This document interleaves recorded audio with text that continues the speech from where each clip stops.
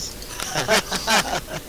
3 acres. All that fucking sliding is perfect. I don't understand anything anymore. It should be a duet between like Zell and fucking no about Hawk to the tune of 3 acres. That makes sense.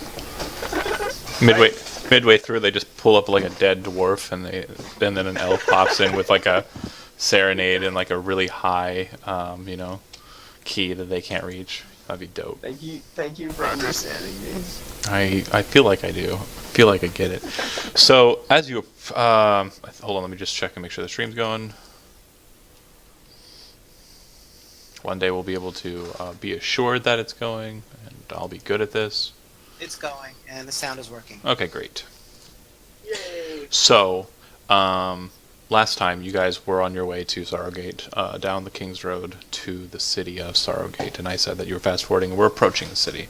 The city, you can see, is on a river. It's a very large city, and it seems to be a walled city. And like most walled cities in the world, it seems that the walls kind of exit out from the center point of the city, and it looks like newer walls are closer to the outside, and older walls are on the interior. Those inner walls seem to circle around a point in the river that swells compared to the rest of the river that runs through it. And in the center of that river, which is a very big river, by the way, think more like the Mississippi or the thicker portions of like the Nile River, a really wide river that you have to strain to kind of see across. But in the center of the river stands a pyramid, a ziggurat rather, and it seems to have bridges on the shores running into its lower portion. From what you can see, it is tiered. There are 4 tiers, and sitting atop the highest tier is a castle. It is immediately recognizable to anyone in this party that the styling of the castle and the ziggurat beneath is of a very old elvish style. It has very high vaulted conical roofs on its towers and parapets, and a very swept kind of look that the elves favor in their older stylings. When they weren't just an enclaving race, they were more of a structured race. The city outside of it is bustling, but it seems that there's a lot of activity on the bridges, the North Bridge and the South Bridge. From what you can tell from this point, Hawk, you can see that the North Bridge is smaller and the South Bridge is larger. And if you'd do me a kindness and roll an intelligence history check. Sure.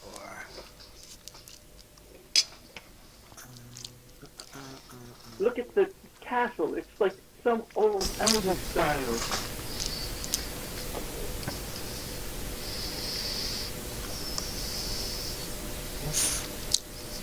Not bad. You remember from your history teachings in early ages that this pyramid is known as Lament's Nose. It's got a long elvish name, but it doesn't mean that.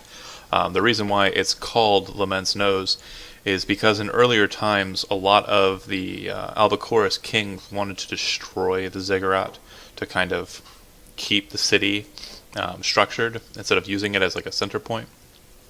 And the common term from the elves who helped guard the city was, do not sever your nose to spite your own face, in reference to don't destroy a fortification you have just because you think it'll assist, or in a pointless effort to try and make your city less elven.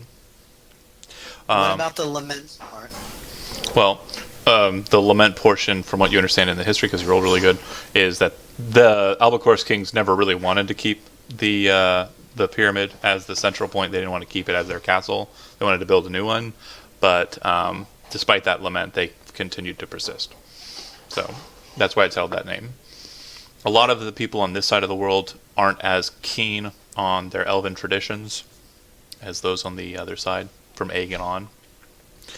This place is a little bit more melting pot is the best way to describe it, which you'll see and during your adventures here. You'd also know that the bridges, the northmost bridge is known as the Small Bridge, but it has an Elvish name that's larger than that. And the southmost bridge is known as the Big Bridge. So the Small Bridge and the Big Bridge. Pretty easy to remember.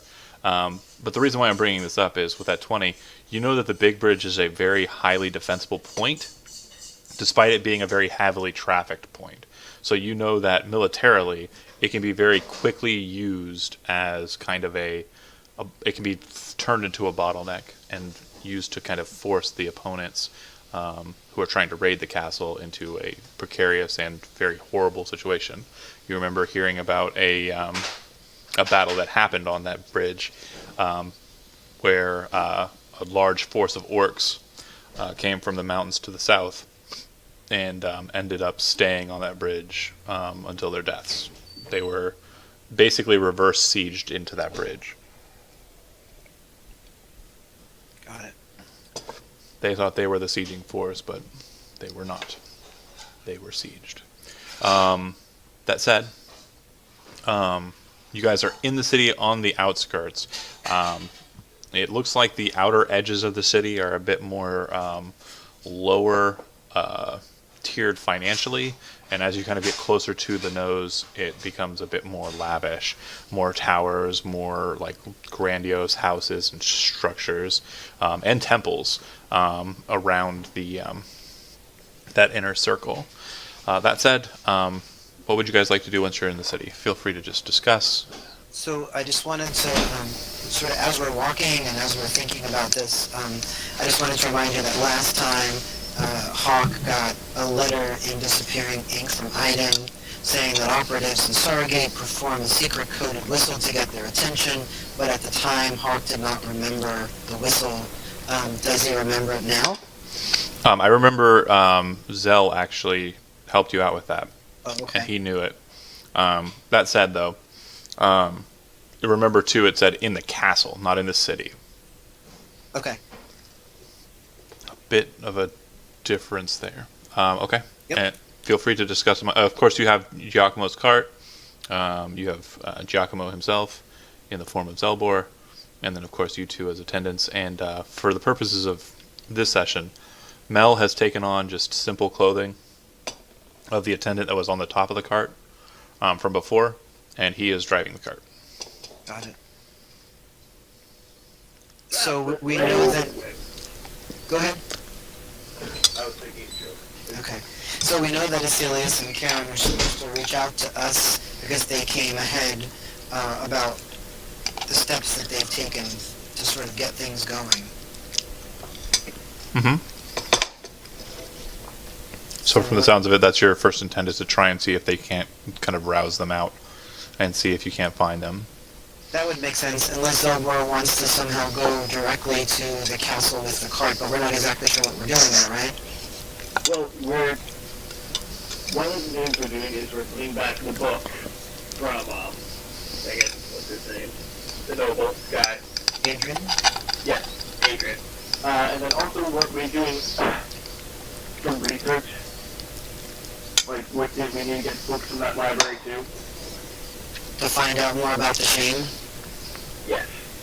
That's the end goal, but the initial portion is, how are you getting into the castle?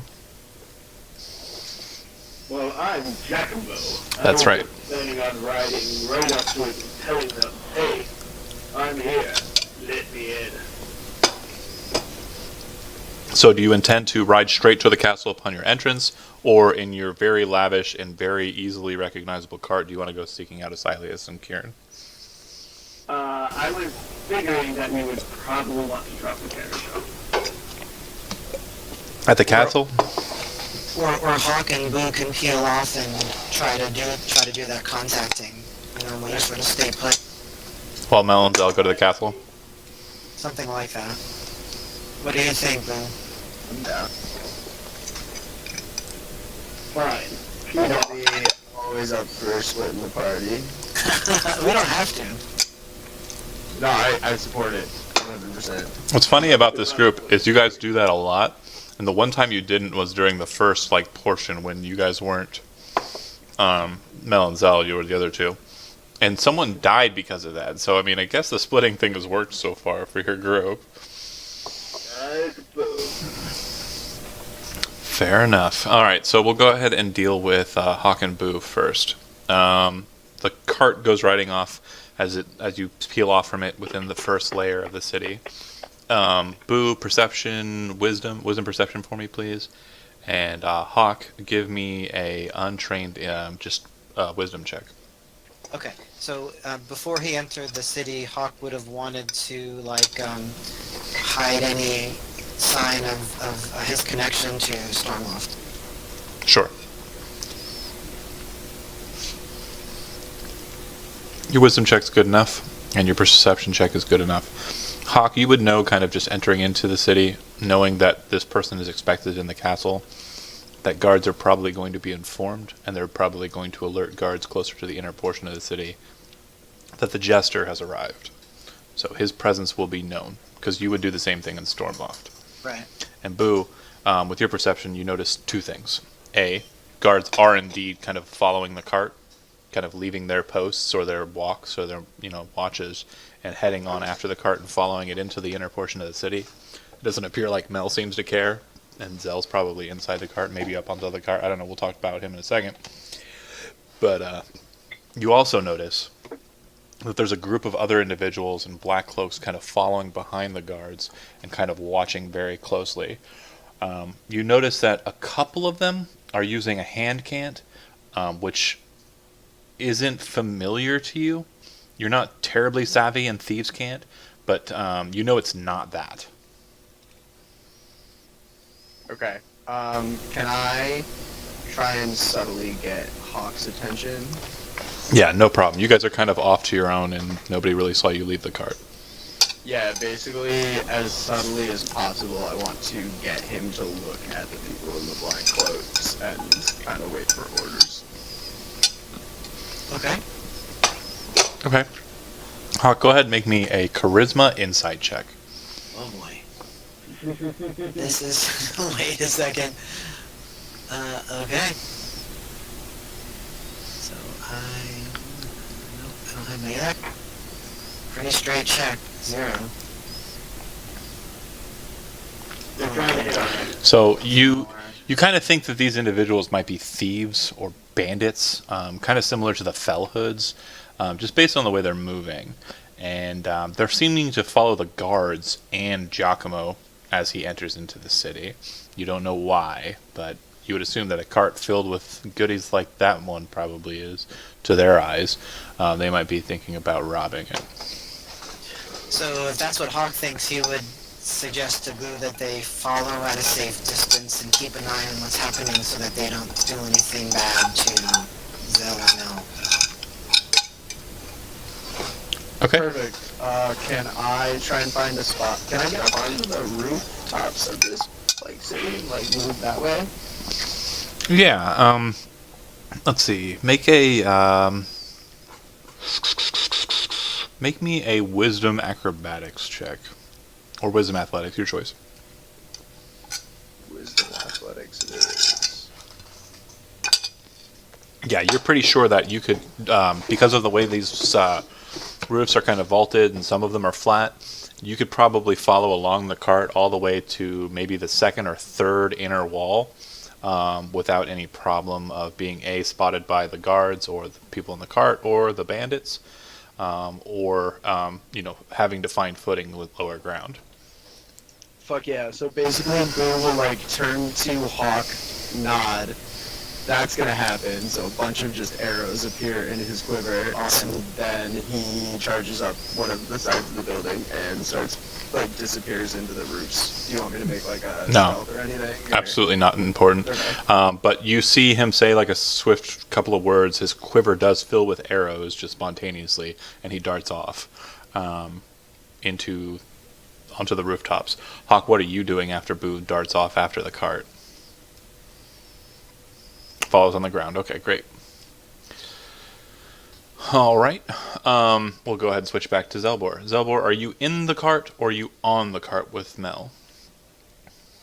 Well, I imagine, unless I've already found it, I'm in the cart seeing if Giacomo might have left any using vintage of wine. Sure. So you would find several bottles of wine that he left behind. You do remember that when you parted company, he took one specific bottle and said, "I'm sorry, I cannot leave with this with you, even if you are sent by the Commonwealth. I have no choice. I must take it." 22, the bastard. And you can hear. Oh, go ahead.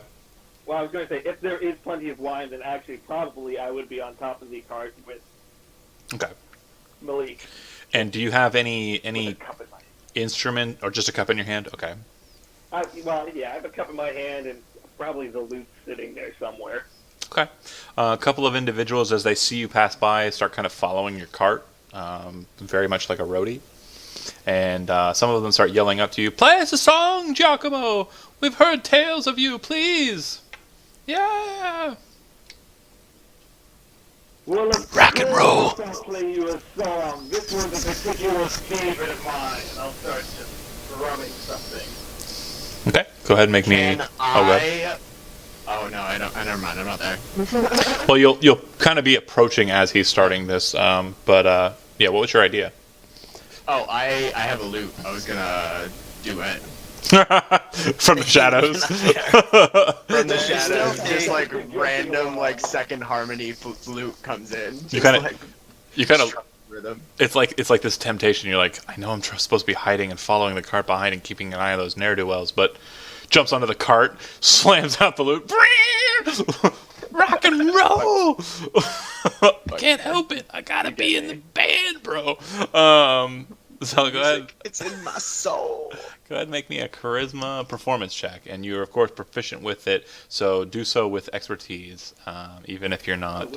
Expertise. Okay, let me. Yeah, because the charisma or the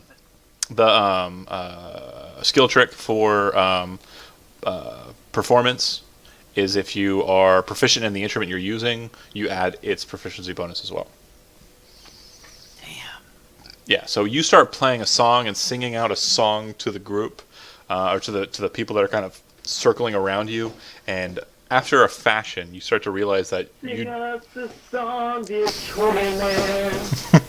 you start to realize that your entourage that's been following you through the town grows from probably like a handful of like 4 or 5 people to about 50 to 60 people kind of like watching you, stopping or kind of just slowly just idly walking away from their carts or wherever they're at, following you along. A couple of people on horseback start riding after you, and it seems like you've gathered a group. Mel's still pushing the cart onwards though. Alright, that's fine. Okay. I'm gonna let him keep doing that, and then, is it a solid roof or is it a cloth roof, the wagon? Solid. I am standing on that, well, wait, is it curved or flat? Flat.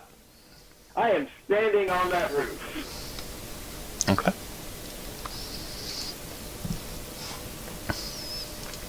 You definitely have a lot of people kind of moving towards your cart.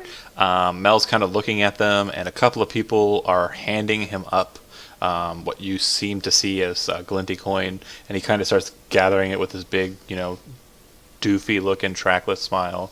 And you can hear him saying, thank you so much, and appreciating everybody and just being a really nice guy all around. And after a fashion, you make it to the next wall, and once it gets to that point, a lot of people start kind of peeling off, and the guards kind of accost the wagon. They don't like jump at it, but like stop it and kind of move to the side to speak to Mel. Right. Papers. Mel quickly kind of reaches into his bag looking for his traveling papers, and they kind of look at you and they go, "Oh, never mind. I apologize. We heard that you were on your way. We will see you along." And a couple of them move to the sides to a stable, mount up on fine steeds, and start kind of riding alongside your horse, moving you towards the castle, moving you towards the nose. Awesome. Yeah. From your vantage point, Boo, you can see that these individuals, once the wall kind of comes up, they kind of peel off and go out and a ways from the gates. But once you get to the other side of the wall, you personally kind of jumping over the wall deftly from one rooftop, kind of bouncing from one roof to like the side of a building and then up onto the parapet, the roof, or the high point of the wall, and then moving to the next building on the other side. You notice that these bandit folks seem to have kind of ratways through the walls and are very quickly on the other side, maybe a span of 2 or 3 minutes without following the cart, and they're right back on it. The guards that were following from the earlier portions of the town are still following, of course. And eventually you make it to the big bridge. At this point, Boo, you have no more place to run. There's no more buildings to jump on because there's a very wide river in front of you. It looks like the rebels also, or the bandits are also kind of looking to this as a fact and kind of peel off and start heading towards their own things, but seem to stay at a good distance on the coasts of the river, watching on as Giacomo's cart kind of heads towards the bridge. You see a total of 13 guards start to approach in a wedge formation towards the cart from the bridge, and the leading point of the wedge is a man in green jade armor with a red fan atop his head, and a gray and orange kind of shawl. He looks to you with his jade armor. The armor is very similar to, in fact, it's exactly identical to the armor of the Imperial Guard you met back at Dagger's house. And when he kind of approaches you, he nods his head to the guards to his side, to the left, then the guards to his side on the right, and they kind of move off into a straight line directed towards the pyramid, and they start heading that way with your cart in tow. Hawk, you can see that they're starting to cross the bridge. Boo, you can see that they're starting to cross the bridge. Was there anything you wanted to do before they got to that point? Because you would have seen that coming. Yes. Do any of the bandits break off by themselves? A couple of them, yeah. Which one looks the weakest? Like the smallest? There's a younger-looking woman who kind of darts off by herself. She looks pretty small and frail. I want to follow her. She also looks like she has pointed ears.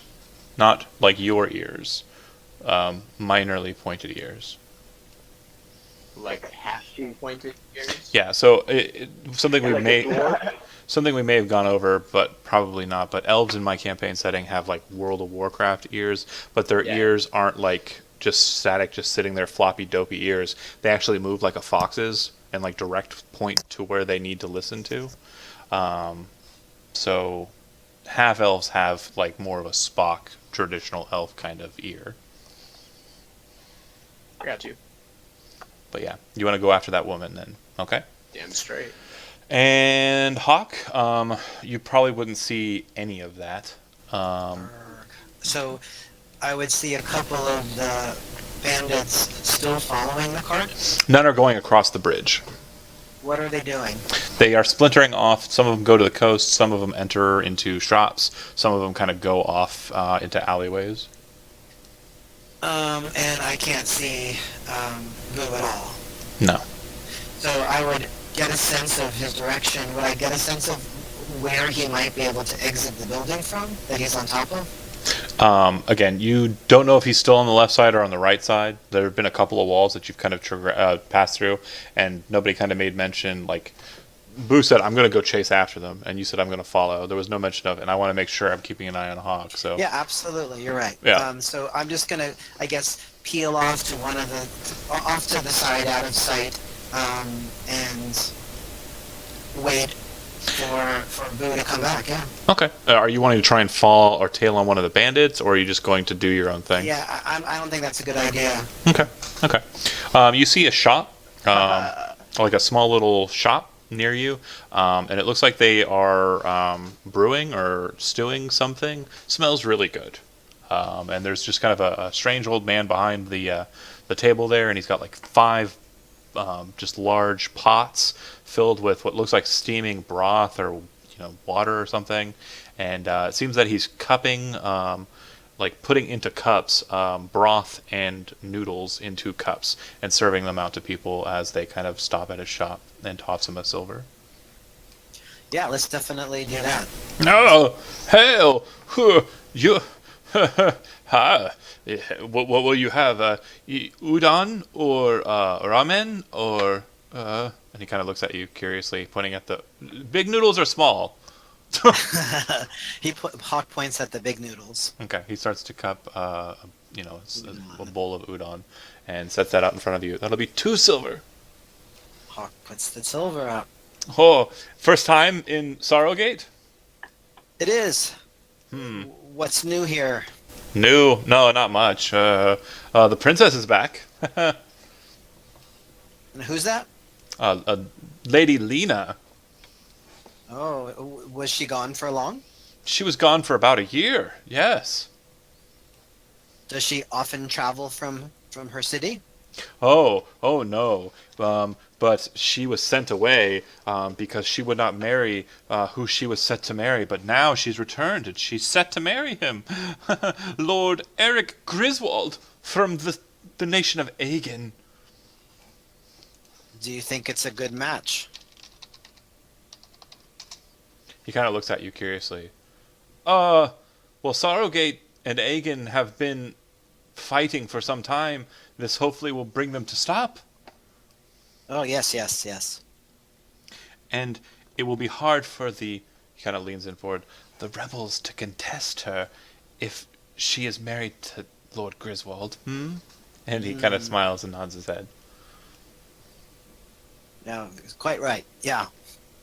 Quite right indeed. And as that ends, we're going to cut to Boo. You kind of are above the girl. She kind of moves over to a point on the shore, sets down on a wooden stump, probably a tie-off post for a ship or what have you. And it looks like she pulls back her hood. As she kind of looks around, you can see that on the left side of her face, she seems to have some markings underneath her eye. It looks like the markings are... You're not sure, but they're not Elvish. I don't recognize them. Do you... No, you don't. Okay. No, you do not recognize the markings on her face. Okay. She's alone? She's completely alone. And from what you can see from up here, she's unarmed. How quickly can I put together a disguise? It would probably take you about a minute or so to set up a disguise that would definitely kind of make you look just a little bit different. Are you proficient in disguise kit? I am not proficient, but I do possess it. Okay, I just don't add my proficiency bonus. Well, if that's the case, if you're just wanting to go for speed, I want to it's not like I'm trying to make myself look 100 years old or whatever. Sure. I just want to dye my hair and powder my face real quick so it's semi-unrecognizable. My plan is not to let her see me much. Go ahead and make me a charisma check. Okay. I'll take it. Okay.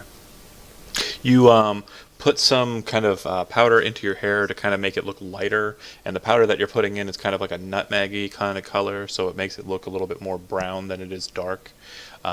You take out a small bit of white kind of concealer effectively and start kind of putting it on your cheeks to kind of make them look a little bit more aged, and you kind of just loosen up your cloak a little bit and make yourself look a little less ready for action. Sounds good. Perfect. Once I'm ready for that, I want to approach her. Okay, so you descend down into an alleyway and start kind of heading over to her.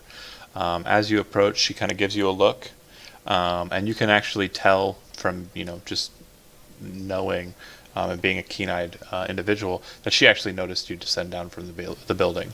Something you would kind of be aware of. Yep. That's fair. As I get closer, if she doesn't say anything to me, I will say to her, "Who are you?" I'm sorry, what? Who are you? Who are you? My name is Boo. My name is Gene. Why were you following that cart? She kind of grits her teeth and looks at you. Are you with him? And she darts towards you very quickly. Roll initiative. Fuck yeah. Oh. Actually, let me Yeah, get... can I have a Yeah, token? hold on. We're on the map. Let me go ahead and pull us to theater. Perfect. And where are you at? Where you at, dog? You should be able to pull a token yourself, actually. 1v1. Street Fighter style. Can you pull a token yourself or no? Give me a second right there. I think I got you. There it goes. Oh, well, Oh. we'll just go with yours. Okay. Go ahead and roll your initiative. Whoa, why does it say that? Oh, because I have it set for Breaks ties. break initiative or break ties rather. The point 05 is his dexterity modifier. Got it.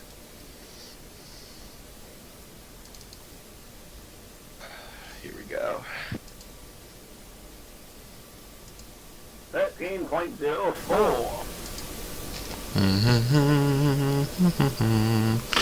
I seem to not be able to pull, so I'm just going to use this guy. Dragon token. Perfect.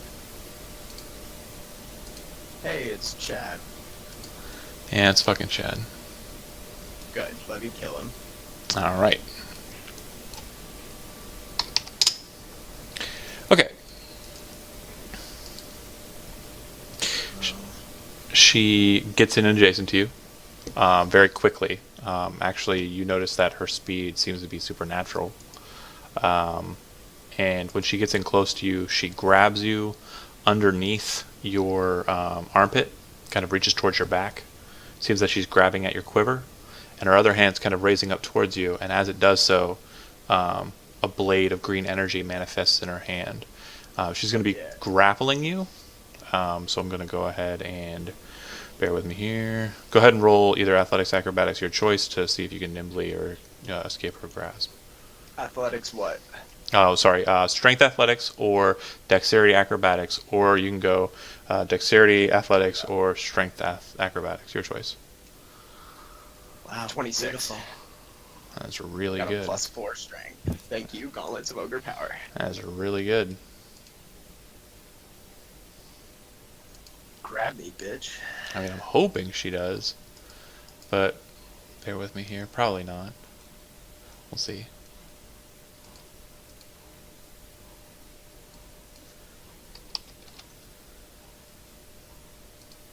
You said 26?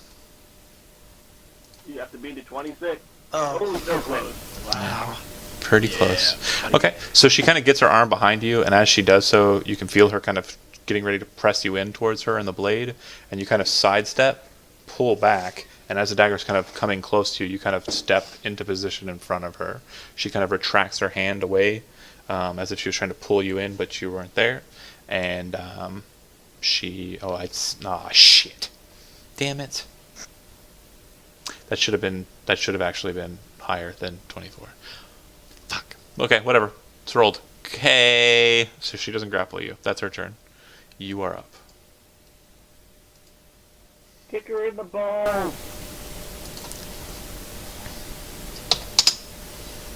Alright. Let's do this. Should have been a 26 exactly. Damn it. I'll throw a net on her. Does a 27 hit? A 27 does hit her AC. Fuck yeah, get restrained, bitch. Alright. And then you have any movement or anything? I'm gonna draw my rapier afterwards. And still stand in that space? Actually, now that she's restrained, she can't take bonus actions, right? Or When reactions. she can't take reactions or anything like that, no. Yeah, so then actually I'm not gonna draw my rapier. I'm gonna draw my longbow and withdraw 35 feet. You said 35 feet? Okay. Yeah. Okay. Hold on a second.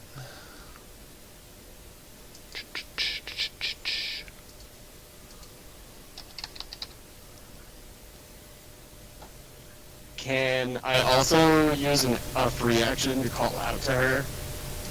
Yeah, you're only And 35 tell feet away. her, like, yeah, if she, I tell her, I want to kind of disguise my voice a bit, but like, if you stop fighting, I'll let you live, and kind of draw the bow, basically telling her, like, I'm gonna shoot. I'm gonna be that guy though. You would have drawn the net and thrown it, so you would have Sorry. retreated Yeah. 30 feet and been reaching for the bow.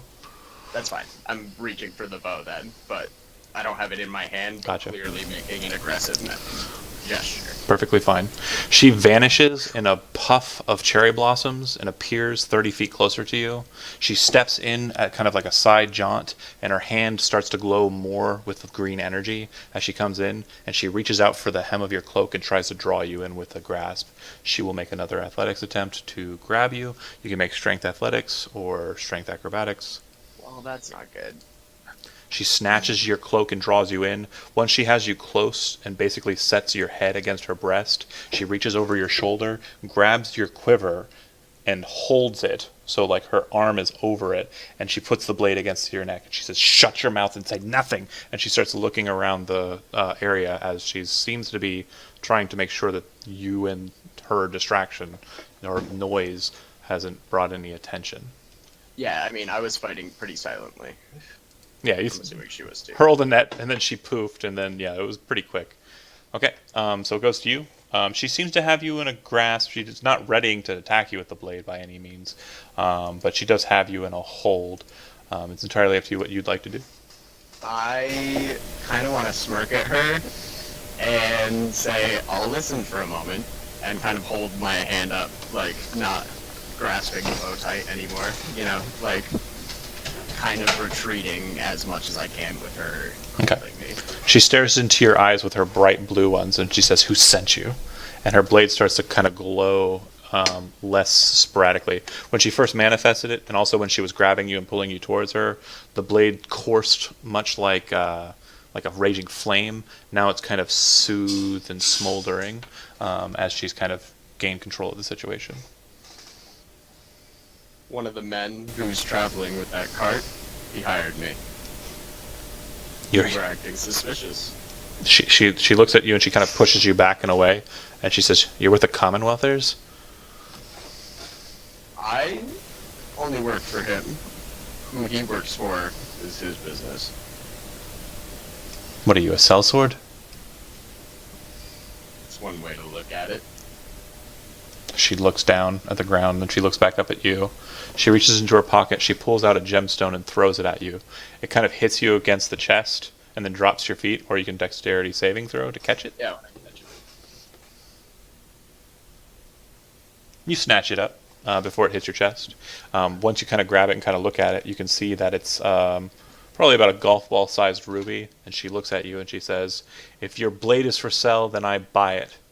And I say to you, speak to no one of this, and if you seek my counsel and you need my assistance, then you will whistle to me." And she whistles a tune. Make a intelligence check, just intelligence. You recognize the tune as the one that Zelbor and Hawk were talking about. They were whistling a tune earlier. You don't remember why exactly, but you do remember that they were whistling a tune back and forth to each other. The tune is exactly the same. And she says, "If you need my assistance, you'll whistle this tune." Whistles the tune. You recognize it. And she says, "And if I need your assistance, I will whistle it to you." Do we understand? Assistance with what? Assistance with killing the king. I'll smile at her and just nod. She deactivates her weird blade, and she walks away. And if you'd like, as she does so, you can make a intelligence arcana or intelligence history check to kind of think about what that is and maybe know what it is. It's arcana. Yeah. Proficient with. I think it's tied to your charisma for some reason, though. That's weird. Hold on. I might have messed up in building the character sheet. Judge me not. Whatever. It would have been one less. Let's see. Yep. 15 instead of 16. I sure did. I sure did mess that up. Wow. I can fix that if you give me a sec. Yeah. Go ahead. Have at it. Okay. It seems to be that the woman who just accosted you is some sort of psionicist. The effect that she created is what's known as a soul knife. Got it. Neat. And she leaves. Okay. Fuck yeah. Hawk, we'll snap back to you real quick before the others make it across the bridge. Is there anything else you want to talk to this noodle stand man about to get more? I want to softly whistle the tune. Okay. It doesn't seem like anybody seems to recognize it or take any action in relation to it. This is a pretty centrally located public place? It's the big bridge, so it's right outside Lament's nose. Okay. And again, So Hawk is going to hope that Boo is able to find him there. okay. And from your history check earlier, you would know across the big bridge on the lowest level of Lament's nose is what is known as the Marketplace of the Crown. What used to be known as the Marketplace of the Coin. It's the biggest marketplace on this side of the world, outside of the Grand Bazaar of the capital city of Persalwell. So, pretty big marketplace on the bottom layer of the nose. Okay. Boo, you finished with your business. It's not hard for you to find Hawk. He sticks out like a sore thumb. He's probably one of the only people besides the guards who's actually in armor. Perfect. Yeah. Let's go back to the cart. You guys are crossing the bridge, you and Mel, Zell, and once you get across the bridge, you kind of enter into a point. Have you ever, just to kind of hopefully help with the ease of describing the situation to you, have you ever played the game Morrowind? Yeah. Oh, gosh, I played a little bit, but it was a long time Did ago. you ever get to the city of Vivek? I do not think I did, no. Okay. Yeah. So let me describe it then in full detail. When you get to the end of the bridge, there's a path to the left and a path to the right that stay on the outside of the ziggurat. They appear to be kind of like railed areas that kind of exist on the outskirts of the path. And up above you, probably some 50 feet, you can see where the next level of the cake is. And it looks like it too has a railing around its outskirts as well. There's also a very large door in front of you, but the door isn't closed, it's opened. But it does look like there are a number of different mechanisms within inside of the portal that would dissuade people from becoming hostile and entering in. You can see a number of murder holes on the sides and up above. You can also see guards inside kind of glaring down as people pass through. Looks like there are a series of 4 portculli that are placed in 10-foot intervals, very easily dropped, and you can see that there are mechanisms inside of the side walls that appear to have very strange-looking devices, which you'd probably be able to recognize as ballista. Yeah. So you enter into the marketplace. It's a hustle and bustle, lots and lots of stuff. But the thing that kind of like catches you off guard is when you enter in. If you've ever been to a convention, you can kind of see like convention hall like mentality here. But instead of having like booths, they have like actual stores. There are buildings inside of the building, and then there are also booths as well. But there's just a strange sense of you entered into like a boxed town. Cool. The guards seem to be leading you to the side, and it looks like you're heading towards a ramp that goes up and kind of angles to the left. And as you're kind of perusing it, it looks like this ramp kind of circles up to the next layer of the cake. Oh, also, speaking of things to the side, at some point I would have leaned over to the side and asked Tariq, how much gold did they throw on the top? He says, I haven't counted it, and I've been trying to keep these animals under control. And it looks like he's really focused on keeping the animals pushing the cart on forward. He's doing well, but it looks like he's definitely focused. Okay. You count the coin, and it's probably about 35 gold, 28 silver, and about 120 copper. Says 38 gold, how much silver? 28. 120. 120 coppers, yep. Alright. You make it up into the next layer of the cake, and you can see that the buildings inside of this layer, they're not as just lackadaisically tossed across the floor of this level. it looks like these buildings are actually built with purpose, and all of them look like they're longer than they are wide. And you can see that there are a lot of courtyards kind of near these buildings, and it appears that there are soldiers drilling. Just based on what you can see from the position that you're at, you presume that there's probably about 1,000 people stationed here in these strange-looking barracks. Mel's kind of nodding his head as he kind of looks over that way, and you can see that the cart starts to drag to the left a little bit, like it might kind of hit the rail. Man, You bump him, and he kind of, iPhone. oh, thank you. And he kind of just focuses back on the task. The next level is a bit more narrow, but still quite big. And you see that there are only 3 buildings in this place. The 3 buildings are all kind of facing each other in like a circle, almost. And each building has an icon on its front, made of what you presume is bronze or brass, but it's polished to a almost gold-like sheen. There appears to be an owl over one building. There appears to be a dragon over another. And there appears to be what you think is some sort of like worm or serpent over the other.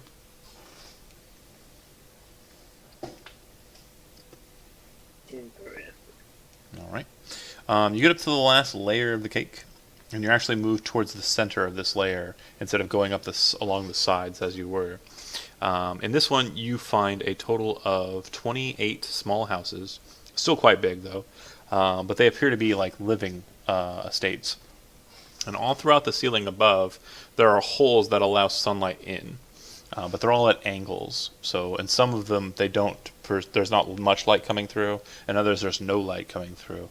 But it seems that these channels, or these holes in the ceiling, the sun's path is actually being illuminated down into the center of this chamber.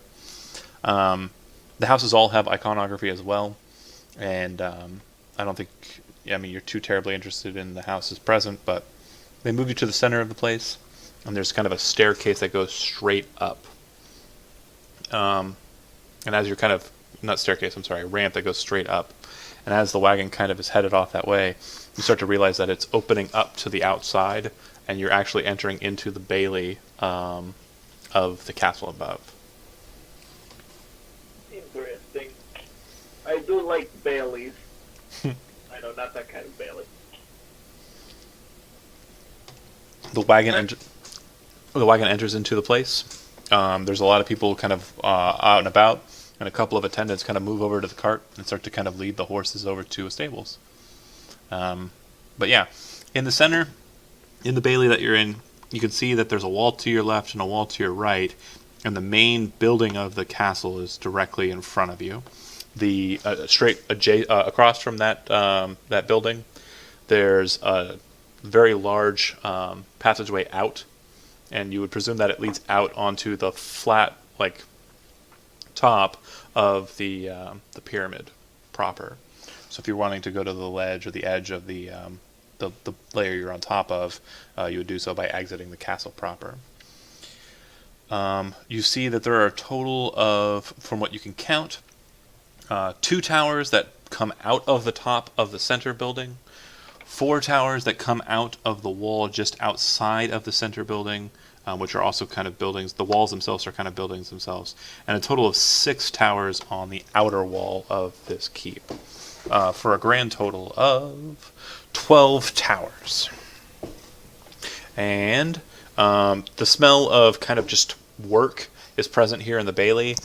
You can see that there are a lot of people who are kind of going through the business of what you would presume is castle maintenance.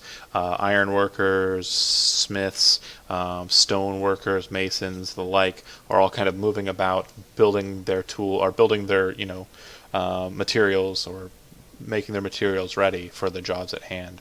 And it looks like this is a day-to-day kind of job that they're engaged in. They lead you to the stables.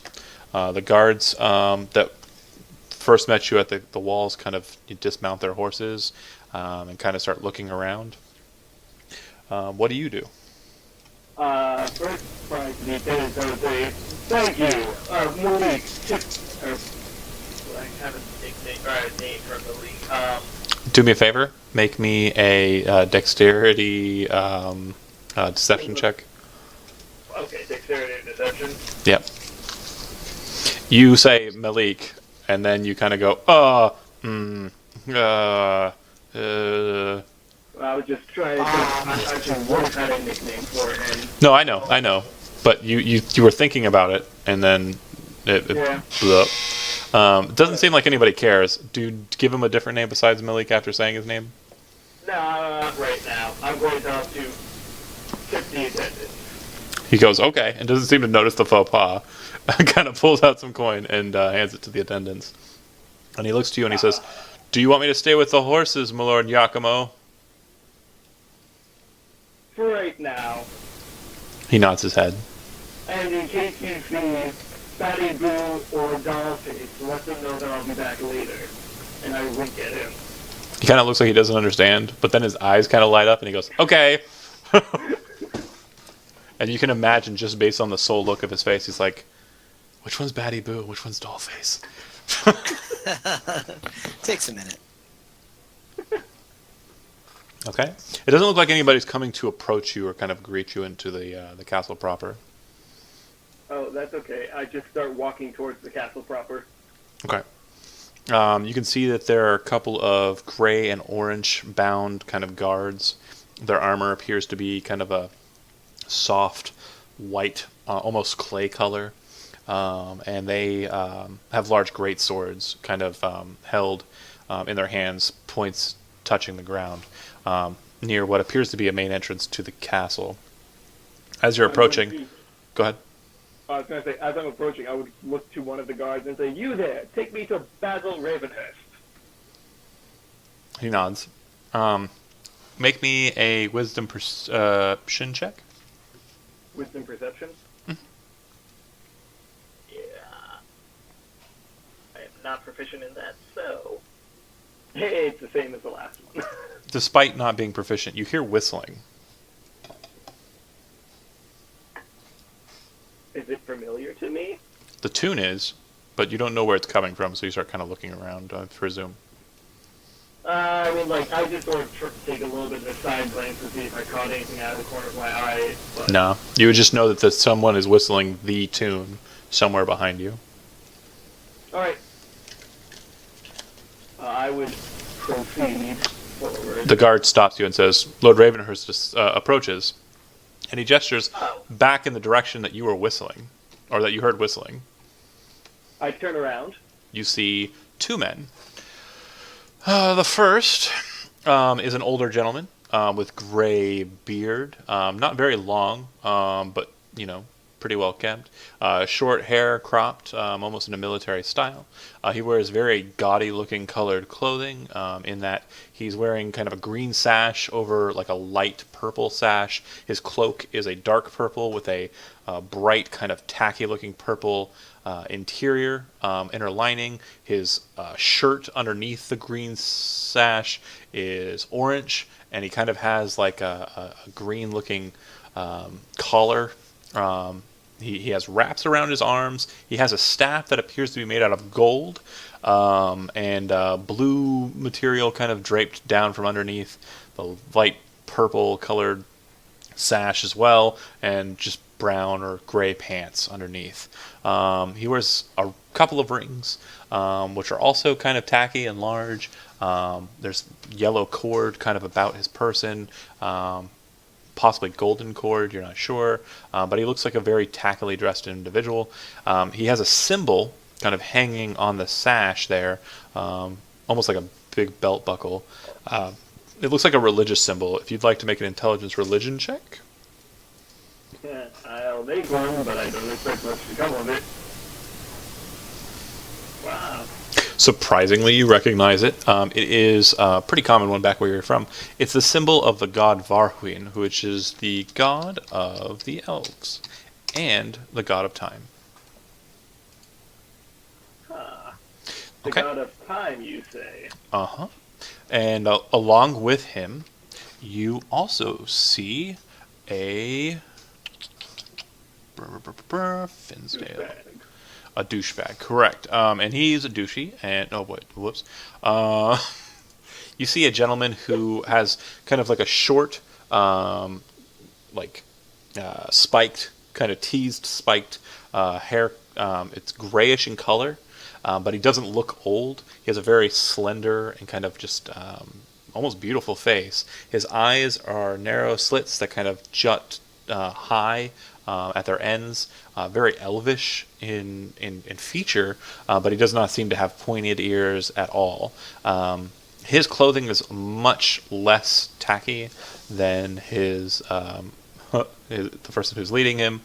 He appears to be just wearing a gray robe or poncho even that seems to be kind of strapped on one shoulder. Looks like if you were wanting to remove this, you could just easily do so by pulling that strap or set off. Underneath, you can see that he's wearing kind of gold gauntlets, or possibly like a high sheen bronze gauntlet and pauldrons, but nothing underneath to protect him from the metal. He's wearing grayish pants and also metal greaves, the same style as his gauntlets. But you're perceptive enough that you also notice that his body underneath the cloak or the poncho and underneath the gauntlets seems to be tattooed, and the tattooing seems to be that of spiked chains.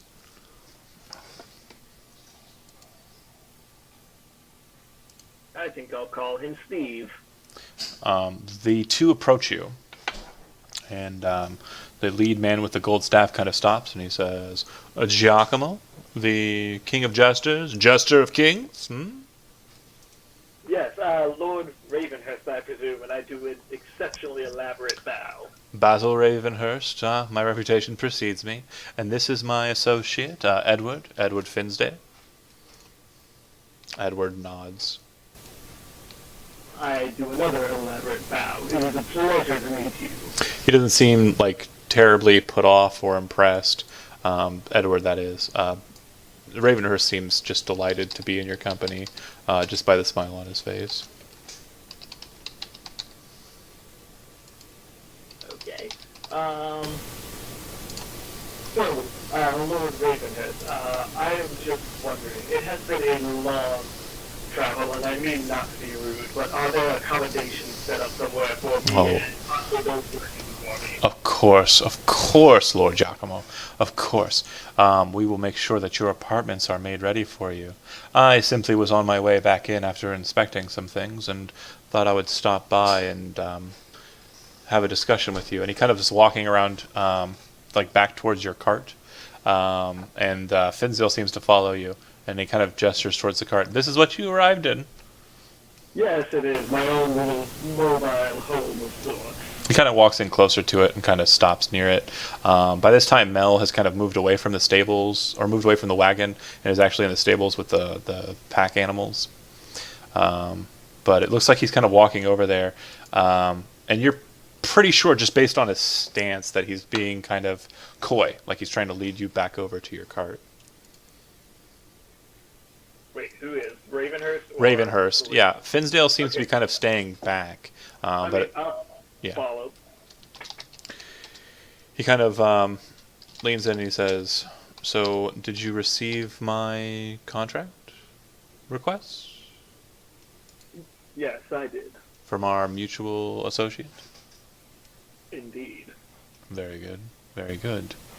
And so, you are capable of doing what I ask?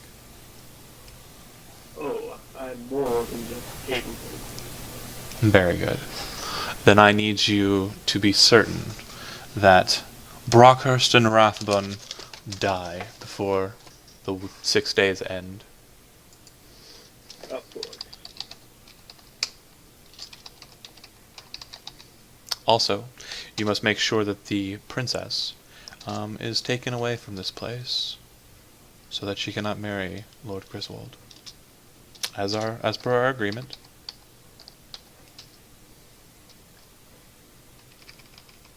Of course. I will make sure your apartments are readied. Oh! He kind of stops and kind of looks back towards the castle gate, or castle door, and kind of gestures towards Finsdale to come back over to him. Finsdale starts kind of walking over and steps beside Ravenhurst. And what you realize, the reason why he kind of called him over, is exiting out of the castle is a very noble-looking individual with retinue. The individual who comes out, he's wearing finery and armor for some reason. He has a very large sword on his back, white hair, and I believe I showed you a handout earlier of him. You see a crown sitting atop his head, and you would immediately recognize this as none other than King Nathor Albacoris, first of his name, and Lord of the Kingdom of Sorrowgate. I suppose I would bow. It looks like Ravenhurst and Finsdale do likewise, and it seems that Albacoris, the king, kind of notices you out of the group, but not so much you. It looks like it's more looking at Ravenhurst, and he walks on over and he says, "Ah, Ravenhurst, I was looking for you. Have you made sure to gather the wenches from the city and the countryside to attend the gala tonight?" And Ravenhurst kind of nods. "Of course, my lord. They should be within the castle within the hour." And he smiles broadly. It seems like the conversation is kind of disgusted. Finsdale kind of turns aside, and then the king kind of looks to you, taps you on the shoulder with the back of his hand, and says, "And who's this?" Ravenhurst kind of gives you a second, defers to you. I am Giacomo, the king of jesters and the jesters to Dave. He smiles, and he kind of looks to Ravenhurst. "Ah, this is the individual that you suggested bringing along, the one that comes from the Kingdom of Aegon, yes? The one that Griswold's attended, Rathbone suggested, yes?" Ravenhurst, "The very same. One of the finest jesters that has ever graced the lands of the Jade Eye." And he kind of smiles the king, and he says, "Well then, how is it in the Aegon courts? Tell me about them." And he kind of looks to you. Oh, why, it's utterly dull and completely boring, to be perfectly fair. "We received word that something terrible has happened to the Duke. How is the Duke faring?" He's faring well. "Oh, very good, very good. Very terrible word about that. Don't you agree?" Yes, quite dreadful. How such a thing could happen, I know not. "Ah, well, very, very good." He kind of looks at you, kind of just a little perturbed at that last part, but doesn't seem to be too put off, and he kind of smiles, and he says, "Well, hopefully you'll bring merriment and gaiety to the gala tonight, unless your trip along the road has tired you out and you're not ready for a party." Oh, I simply need a few hours to put myself back together, and I should be perfectly fine. "Wonderful. You will headline. You will be the main source of entertainment for the gala tonight. Please rest before then." And he smiles, and he looks to Ravenhurst. "See to it that he is attended by the fair servants that we have, and I shall go and I will peruse the wenches and be prepared to do so." And he kind of looks like he's starting to head off in direction down into the ziggurat. And Ravenhurst says, "My lord, please, you should not taint your presence with sullied maidens from the farmlands in the city. It would be below you.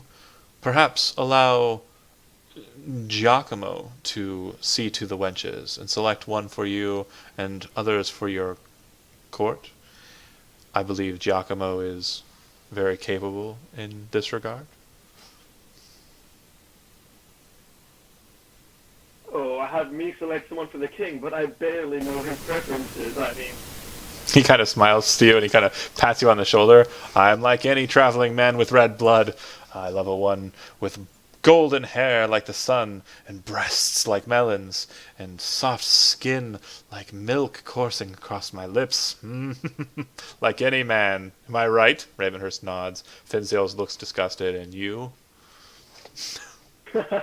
yes, but what size Papa melons are we talking about? Watermelons, He totally does. cantaloupe, "Ah!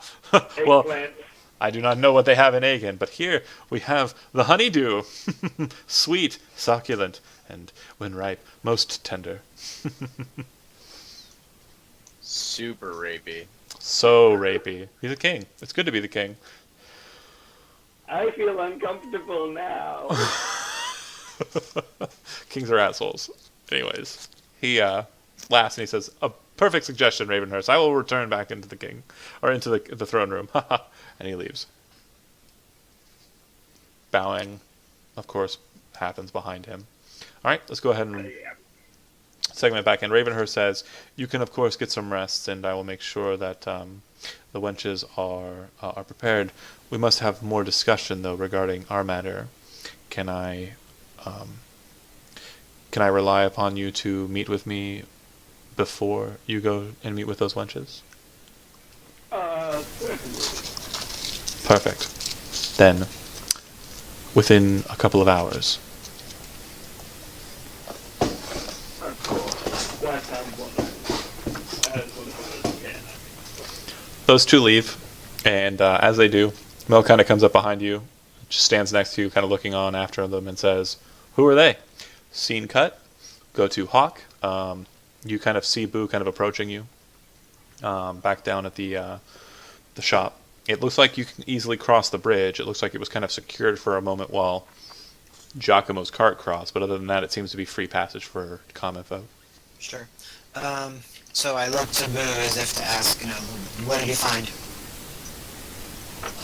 I'm gonna approach with like a big smile on my face, and as I come up to him, like so no one else can hear what I say, I'm gonna say, "I found a scion." Oh, nice. Okay. Were they... Go ahead. One's interested in disposing of the king.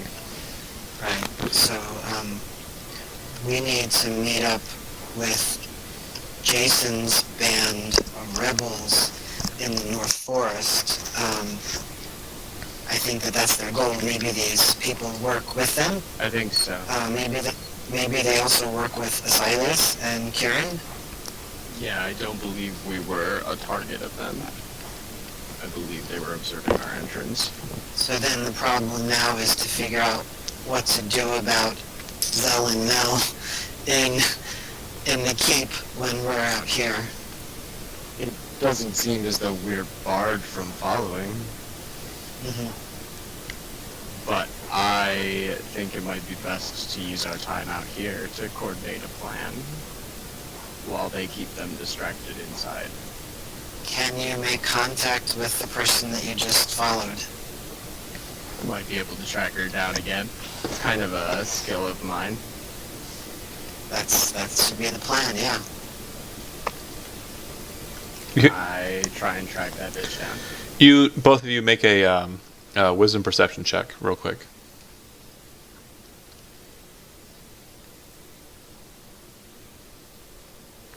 Oh, nice. Yeah. Okay, not so nice. All right, let me just go ahead and 1 second.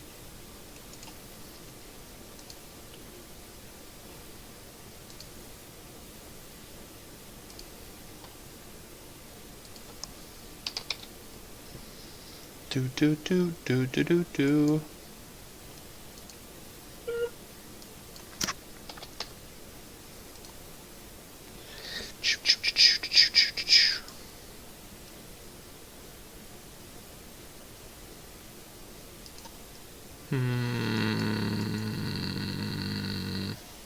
Sorry, bear with me here. I tried to do a lot of this work before, but I was also working today. Working from home, but still working. Okay. Look at you being a good employee. Yeah, I know. Your job and stuff. Yeah, I dealt with a lot of stuff today. I don't want to go into it or rehash it. Oh, shit. All right. Okay. So you guys are talking, and you say what you just said, and you hear from over your shoulder, both of you, none of you noticing, a voice saying, "Well, what about me? When are you going to meet up with me?"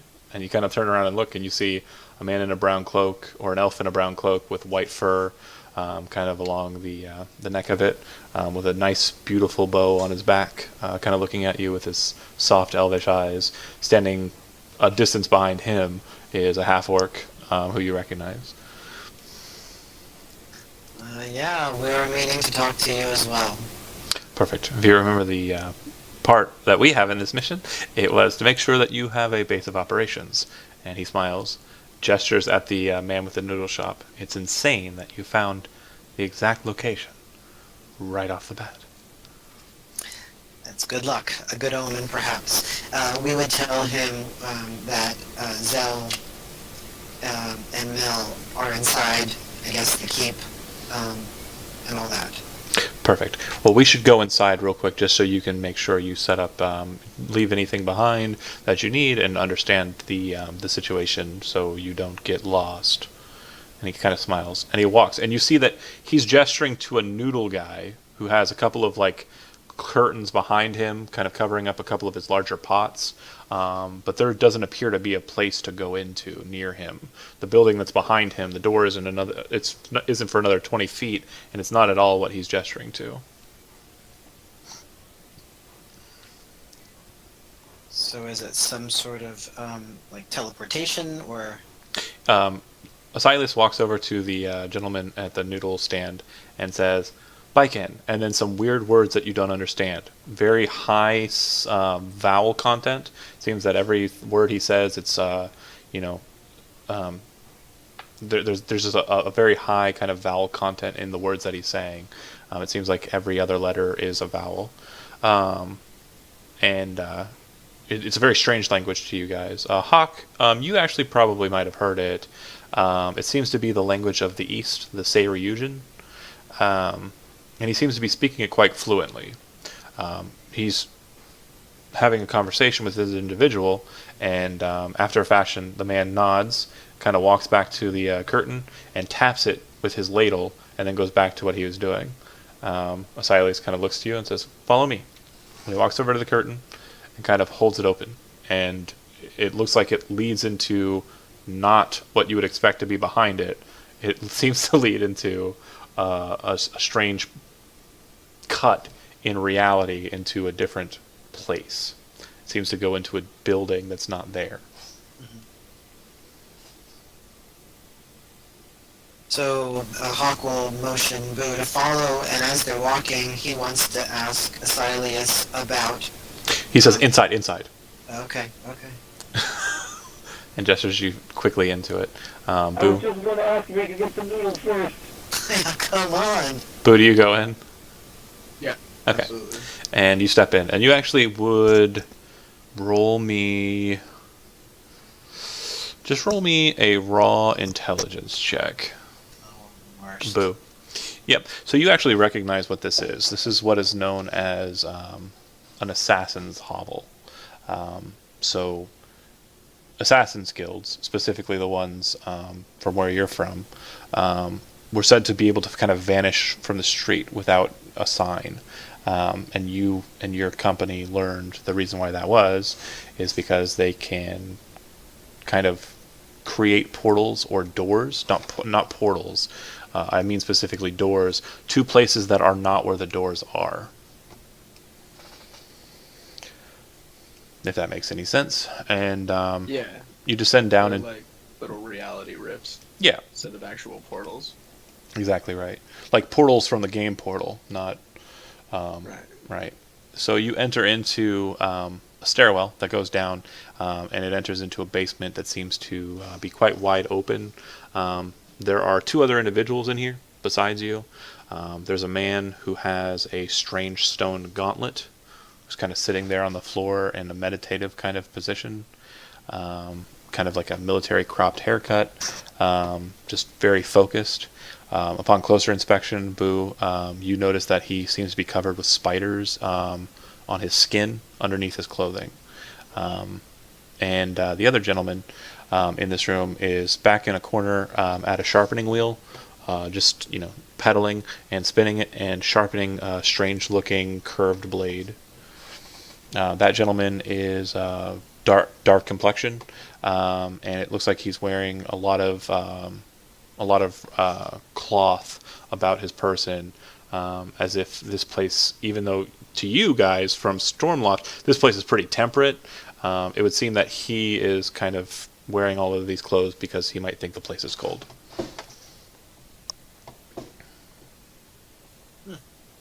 Silas kind of nods to you.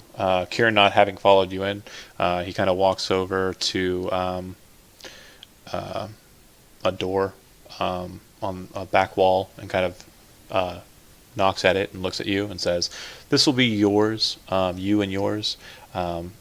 Within you'll find 3 desks. If you place your items underneath the desk, they will not be able to be seen by anyone besides you." Okay. He nods his head. And do not remember this place because it will not exist the next time that you come. I mean to say, for as long as we're here engaging in our task for Adrian, it will remain. But if you come back to this place in the future, it shan't be here. And you hear kind of a laugh from the man sharpening his curved blade. "He's lying. It's probably going to be here." Silas kind of looks to him. And he kind of stops sharpening his blade and he looks at you. "To be truthful, we folk are kind of a lazy lot. We like a quick pay and we like an easy job. Isn't that right, Silas? Kid killer?" And he kind of looks at him, and Silas kind of gives him a look like just a mad look, and then kind of walks away. He looks back to you, Hawk, and he says, "You're free to enter this place as you wish. All you must do is order the Kirin Udon when you wish to enter this place. Remember that. Kirin Udon." Okay. Hawk asks if he has made any contact with Jason or the rebels in the North Forest. We're not terribly keenly associated with them. We have definitely tried to get information about them, but from what I understand, some of their number were following you on the roads. That is correct. Very good. So you may have actually gotten more in contact with them than we have had a chance to. Our primary issue since we've arrived was securing this location. He kind of looks over to the man at the wheel and then looks back to you, and making sure that we had an idea of how you might be able to access the castle without going through the front door. Unfortunately, someone on the inside is going to need to be able to open the door from within to allow you entrance. And once he says that, we'll cut to Zelbor. Unless you have anything real quick. No, that's good. Okay. We're fine. Perfect. Cut to Zelbor. Zelbor, you kind of take a short rest. Gather yourself, get yourself nice in the Giacomo finery, I presume. Yes, of course. Okay. And then there's a knock on your door. Who is it? It is I, Griselda. Griselda who? I am Lady Mildred Griselda. Open the door. I open the door. In comes a woman with blue skin and white tattoos on her body. Her hair, descending down from her hooded cloak, is bright blue. Her cloak is a dark color, black, but underneath it you can see that she's wearing kind of like a bluish looking robe, like very just simple robe, and leather armor. She kind of looks up to you with dark eyes and says, "You have arrived, Lord Giacomo." So, she shuts the door. Are you prepared? That depends on what you're talking about. Well, I believe that I sent you a message specifically to deal with someone. Oh yes, I'm prepared for that too. Yes, Lady Lena is very, very adamant that this task is taken very keenly.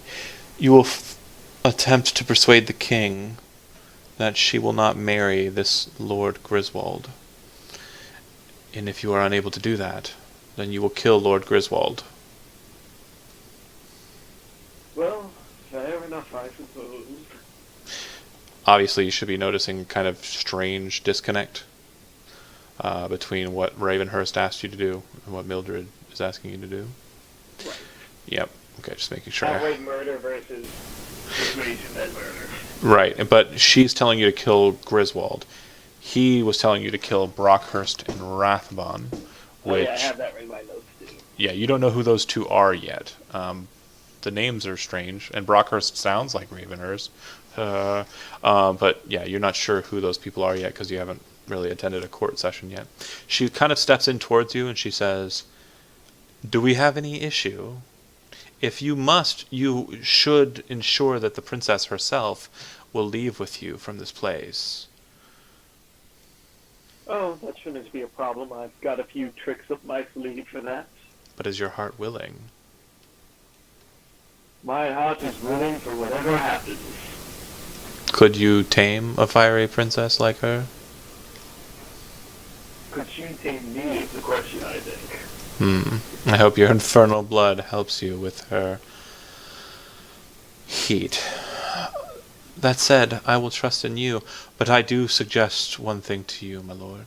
If your intent is to persuade the king, you will have a hard battle indeed. You may need to even vie for her hand yourself. If you wish to make sure that the princess is left from this place before the wedding is to take place, then you will need to secure the key to the secret route. You cannot exit at your own accord, because she will not be allowed to leave the castle. And if your intent is to kill Griswold, well, you have a hard-fought battle, for he is a strong lout, and he has fought in many a battle. I do not care which path you take, Giacomo, but I say this: if you fail me, you will know my wrath, and you will understand why I am known as the Storm Maiden. And her kind of body, like tattoos, kind of start to writhe like lightning across her body, and her eyes kind of flare. And you hear a knock at the door. She looks back, and you look over at the door, and as you're kind of looking at it, there's like a flash where she's standing kind of near the door, and you notice that she kind of vanishes. All right. Who is it? Oh, it is I. Who's I? It is me, the servant. I'm here to bring you your things. The blue one told me so. Come in. He comes in after you open the door, and he looks like just a simple fellow, a simple guy. He kind of looks up to you with a smile. Silverboard just thinks to himself, who the heck is this guy going to tell me to kill? He says, "Did you not?" He shuts the door. "Did you not hear my tune in the courtyard? It went something like this," and he whistles the tune because I can't whistle good. Perfect. NBC too? Yeah, no. Yes. The NBC tune's the secret to everything. Yeah. He says, "You must be quick about things, my lord. You must be quick if you are here to help us. If I understand right, Lord Aiden back in Stormloft, he's the one who sent you. Is that so?" Yes, it is. The message may have altered somewhat, but I tell you, I am his aide here. But we are a group that is keen on making sure that the king does not keep what is not his. And how exactly do you plan on doing that? He is not the true heir. We know who the true heir is. You tell me it's me. Nathor Albacorus is the second son of his father. His oldest brother had a wife, and that wife was with child. 2 years ago, before they were butchered.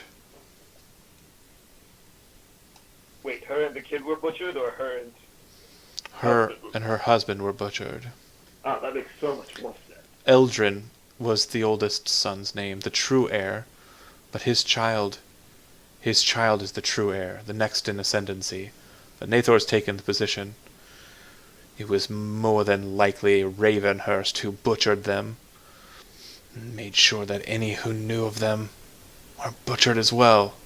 And that is why he seeks to kill the rebels, my lord. And that is why he seeks to kill us all. But if it is true what is said of the messages that were sent to us, then Aiden has sent you here. Is that so? Yes. Then you must make sure that Griswold marries the princess. And once they have done so, they must bear witness to the child, who we've kept in the forest for some time now, safe, in the care of Jason. Huh. Griswold is an honorable man, and if he sees that the true king of this is the babe, then he will rule as regent for a time, until the babe is of age, and can rule himself. You must do this for the people.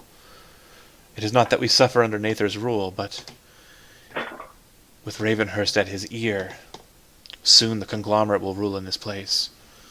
Soon the conglomerate will put their strictures down, and anyone with any inkling of the wind whispering in their ears will be taken to their infernal schools and taught devilish magics from their ancient books. Trust me, from what I found out about the king today, it's not going to be Ravenhurst who's whispering in his ear. At least, not tonight. Very good. I hope that you are successful in your mission, but you must be certain that Griswold is able to marry the princess. Elsewise, the king will never hear of the child, and will make sure that it is killed before it even enters the nose. Of course I will. Very good. Is there anything else? If you need me, I will be in the courtyard. He kind of raises his hands up, and you can see that they're kind of covered with coal and soot. I'm a blacksmith here. I don't have much access within, unless I'm sent on by errands, by guests or lords, much like your friend Mel. He is on his way up, I am sure, but yes, hopefully he and you are able to do something about this. Thank you so much. I must go. I must return back to my tasks. Of course. And he opens the door, and Mel kind of steps in and kind of looks at you, and he goes, "Huh. He got up here a lot quicker than I thought he would." And he kind of smiles. Cut the scene. Move back to Hawk and Boo. I would just like to say the scene through it would end with someone saying, how many bloody fuckers do I have to kill? Well, and also every time like I try to make it so it's like Mel like starting to talk, and we cut the scene right there. I love it. Like, hey, who was that guy? Cut. What's going on now? Oh. The fight's gonna start. He's like, who we thought? Oh, nope. We're gonna go to someone else, somewhere else. So Boo and Hawk, you're still within the assassin's chamber. There's the dark-skinned gentleman, the man covered in spiders. Asilas is starting to head out. Do you wish to stop him before he exits? Do you wish to talk to any of the other people, or are you just securing your stuff here and then heading back out? So we would want to stop Asilas and say, what are you up to next? I need to get a message into your bard. It would seem that he traveled in without you as attendants, so it's necessary that we get you back by his side. Yeah, exactly. Great. I'll do what I can. And he smiles. And leaves. Boo, do you want to talk to these other two? Are they here with us, working with us, or are they just dudes? It seems like they're working for Asilas, right? You kind of like are talking amongst yourself, and the dark-skinned gentleman kind of in the corner says, "Oh, I don't work for that fucking elf. That's what I thought. We work, but we don't work for him. And You working at the moment? well, we currently have a small task in that we're keeping you folks not dead while learning secrets of our guild. Thanks to your patron, the young boy Adrian. You see the man with the stone hand kind of look back, and he opens his eyes, and when he does so, you can see that there were spiders on his eyelids, and they start kind of crawling up into his hair, and he kind of looks back at you, and he says, "My name is Jubal. I welcome you here." And then he kind of turns back away from you, but his eyes remain open. Jubal and Boo. Make a history or intelligence history check. I've heard this name before.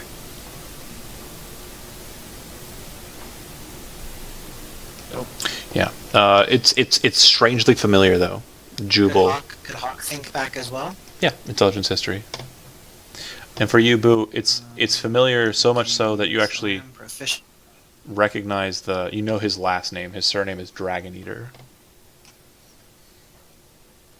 Got it. Jubal Dragon Eater, Dragon Slayer, King Slayer, Emperor Slayer. Lots of other words that have the word Slayer after them. Slayer? What's that? Cake Slayer? Cake Slayer, for sure. From what you remember hearing about this name and knowing it, you would recognize that this individual, this Jubal Dragon Eater, has a very long history in the game of assassination. And most of the large political assassinations of the last century that you remember from your tales were performed by this person. When Rostagar took his position after slaying the Marcheshvan Lord, it was Dragon Eater who took his life.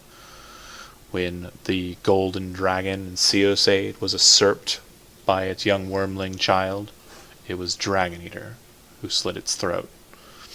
When the Aegon Commonwealth, 50 years ago, took its position after usurping the king in his post, it was Dragon Eater who threw him from the parapets. And so on, and so on, and so on. Fuck yeah. So Hawk would say, they seem very serious about accomplishing their task then.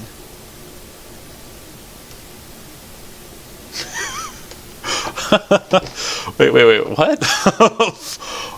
What? Who? Them? Like these two? Or I'm sorry. Me as No, a... I'm sorry. So Hawk would say to Jubal, I guess the they refers to whoever's hired them. Oh, I'm not hired right now. I'm sorry. He kind of looks back over to you. I'm currently freelance. I have no job. Would you like one? Yeah, absolutely. It was something. We have a job we could use your skills for. The brown-skinned man kind of walks over to you and says, "You can't afford them." I'm Strawn, by the way. Nice to meet you. Hey, Strom. Yeah. Well, perhaps our benefactor might be able to afford him. From what I understand, he's waiting for someone to contact him and means to head into the Burning Sands, past the barrier peaks. Jubal kind of looks over to Strawn and opens his eyes, and his mouth kind of turns into like a scowl. And Strawn says, "I probably shouldn't have said shit." He kind of walks back over to the wheel, and Jubal kind of says, "You've said enough, but if you say any more, understand that I will crush you."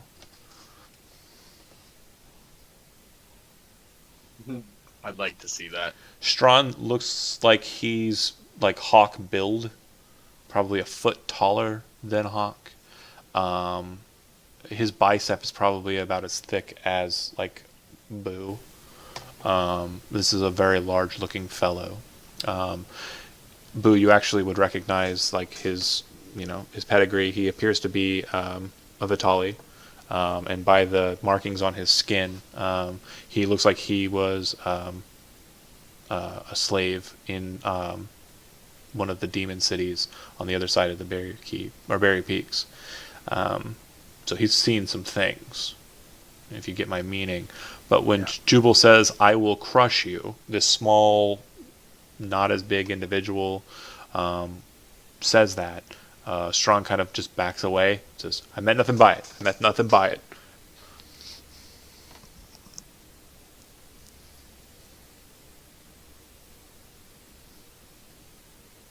Pecking order? Jubal kind of goes back to his meditations, and the spiders start to kind of return back to their places. Strong kind of walks over to you and quietly whispers, "Let's not talk about him. Let's talk about you and me, eh? Sure. You're looking for someone to hire. What are you looking to do?" We're not exactly sure what's going to happen, but I think we might be able to use some muscle. Well, I'm not much for muscle, despite what I might look like. I'm an assassin. I don't like being too seen in what I do, but they call me the Strangler.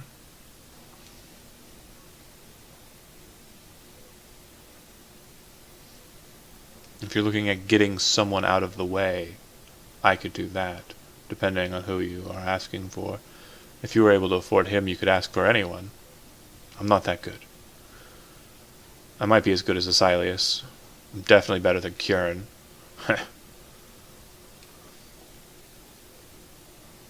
Confident one. Ain't he though? You hear a loud gunshot. He falls to the ground. Kieran in the corner says, "Ah, fuck you." No, I'm kidding. That would be dumb as shit. That would be dumb as shit, Better though. than me. Bullshit. His head explodes in front of us. Just like a razor. Just So where could we contact you if we want to hire your services? I'll be right here. I don't have a job. I'm waiting on a petty one.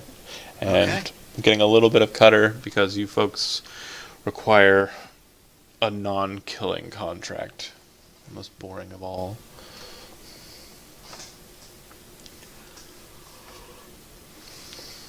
Very good. Okay. We'll go ahead and cut back to Zelbor. Mel kind of enters into the room. You kind of are all prepared. You would know that this is about the time you should probably be going to meet with Ravenhurst. Right.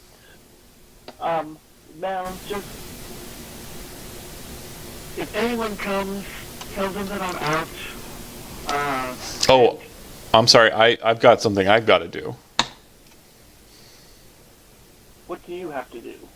Oh, I'm going to the King's Court. He kind of smiles at you. Wait, why are you going to the King's Court? Oh, when I was out there at the stables, a fellow named Kelvin Rathbond came up to me. He's a Koira. Do you know what that is? I have no idea. It's like me. He's a merfolk, but he's from the sea, where I'm from the rivers.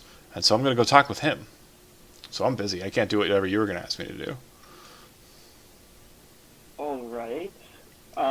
You're like, the NPC's Have too cool fun. for me. Fucking what? Fucking. I feel so alone right now! Fair enough. Anyway. Okay, have fun then. I'm off to go meet one about killing someone. Mel kind of looks at you. You mean the thing that the real Giacomo said, yeah? I'm not sure anymore. Okay. And he kind of like leans into you and he says, "By the way, if anybody asks, my name is Zelik. Ah, that's my secret identity. Very clever. If somebody outs you, you should say your name is Melbor. Yeah." And he kind of leaves. When we get back, I am going to make sure that he sees someone about that. That's awesome. All right. You head into What's the his name? into whose name? Ravenhurst? Basil Ravenhurst. Yes. Yep. Mr. Basil Ravenhurst, who sounds plays like Basil Rathbone. Yeah. And then there's a Kelvin Rathbun. It's crazy, isn't it? I know, it's almost like...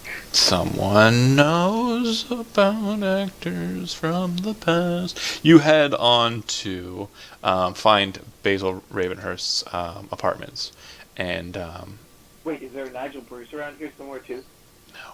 no, there's not. You are led in by an attendant, not a guard, and within there is a kind of a desk area.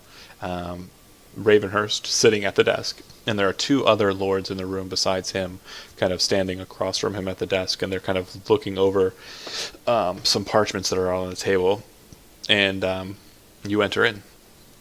The lord from I before, hope I'm not intruding. the lord from before, Finsdale, the guy with the chain tattoos, he's there, and then there's another guy, and that guy, he is a tiefling, and he's wearing kind of silvered or platinum pauldrons, a breastplate underneath that has a big black circle painted on the chest. His horns are not as broad as yours, more fine, but his hair is slicked back. He does have bright kind of reddish skin, but even with that, you can still see that there's kind of like an elvish quality to his countenance. It looks like he is a tiefling, but his parentage was typical Parnan with elvish kind of mixed in. Okay, also Zelborn doesn't have horns. What? I know. I haven't said anything because it hasn't come up yet, but I drew you with horns. I know. I'm okay with it. Fine. Well, his horns are bigger than yours then. They're just slender horns and existent instead of non-existent. Right. Ravenhurst kind of gestures for the attendant. The attendant leaves and shuts the door behind him, and Ravenhurst looks to you. This is my associate, Pate Loxley. Pate Loxley, this is Giacomo, the king of jesters and killer of people we don't like, and smiles. The tiefling kind of walks over to you, staring at you I'm kidding. with his yellow eyes, and kind of smiles and says, "This is the one." And kind of just grins. Ha. Okay. He kind of walks over back to the desk with like What? You're not impressed by me? I've seen worse. Yes, and I've seen people with much bigger horns, and I'm not referring to the two on your head. He kind of stops for a second and thinks about it for a second. You see that this is the first time you've actually seen Finsdale like smile or laugh, and he does both. And it seems that it kind of goes over the head of Ravenhurst as well. And he says, "Well, that besides, even though we do not understand your jokes, Jester, I would like to discuss the plan. Of course. When do you expect that you will be able to deal with Brockhurst and Rathbun?" Well, that will depend on a few things. I mean, first of all, I'll need to actually know which ones they are. Lord Kelvin Rathbun will be the only Quera you will find probably within the city.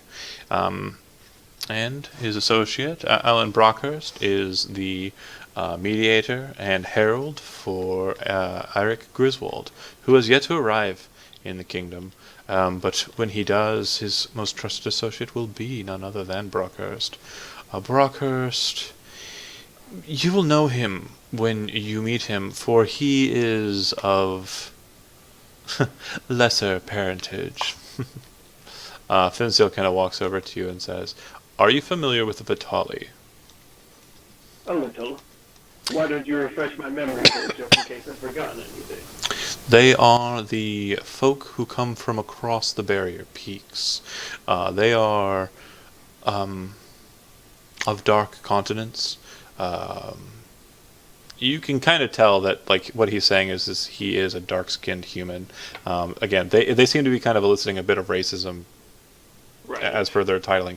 I'm trying not to say anything directly, like, horrid or awful, but again, the player characters that the NPCs we're dealing with here seem to have something against Brockhurst because of his heritage, because of his race. Right. And then also, when did you say Rathbun? Is a Koira. Koira. In fact, you would know Rathbon not only by this conversation, but by the conversation you just had with Mel. Mel is apparently friends with Kelvin Rathbon. Right. And Alan Brockhurst. Alan Brockhurst is also a paladin of Averia, and wears the symbol upon his chest at all times. He should be easy to spot, and he wears a yellow cloak. Lord Rathbon has really bright blue skin and a head tail. You can't miss him. Hopefully he can miss me. Well, hopefully he misses us all and never even realizes we were there. They should be attending the party that the king is throwing in honor of his daughter. Have you had a chance to meet with her? Not yet. Very good. I'm sure at some point I shall, though. After you attend to the wenches, I presume you should have a means of gaining entry into the kingly apartments. The princess resides within. You'll be taking a wench to his attendants to leave in their company to make sure she is appropriately jeweled and dressed for his lord, or for the king. Of course. One cannot have a toy without it being shiny. Indeed. And so, I feel dirty. And so, if you should find it necessary to gain access to Griswold's chambers, his associates are present there, waiting within his home. It is on the layer below the castle. You might have passed it on your way up. A series of great houses within. I believe I know what you're talking about, yeah.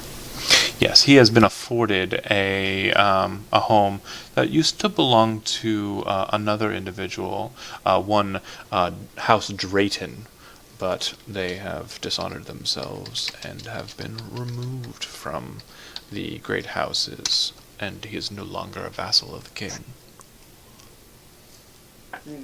I see.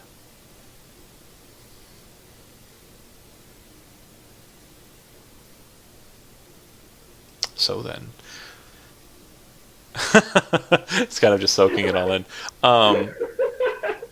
It seems that Finsdale, like the whole time, is kind of looking at you, like watching you, and seems to kind of catch on to that you literally are just kind of nodding. Smiling and nodding. Yeah, and you can kind of tell that he knows that you're not really catching on or sure of what you're going to do about all this.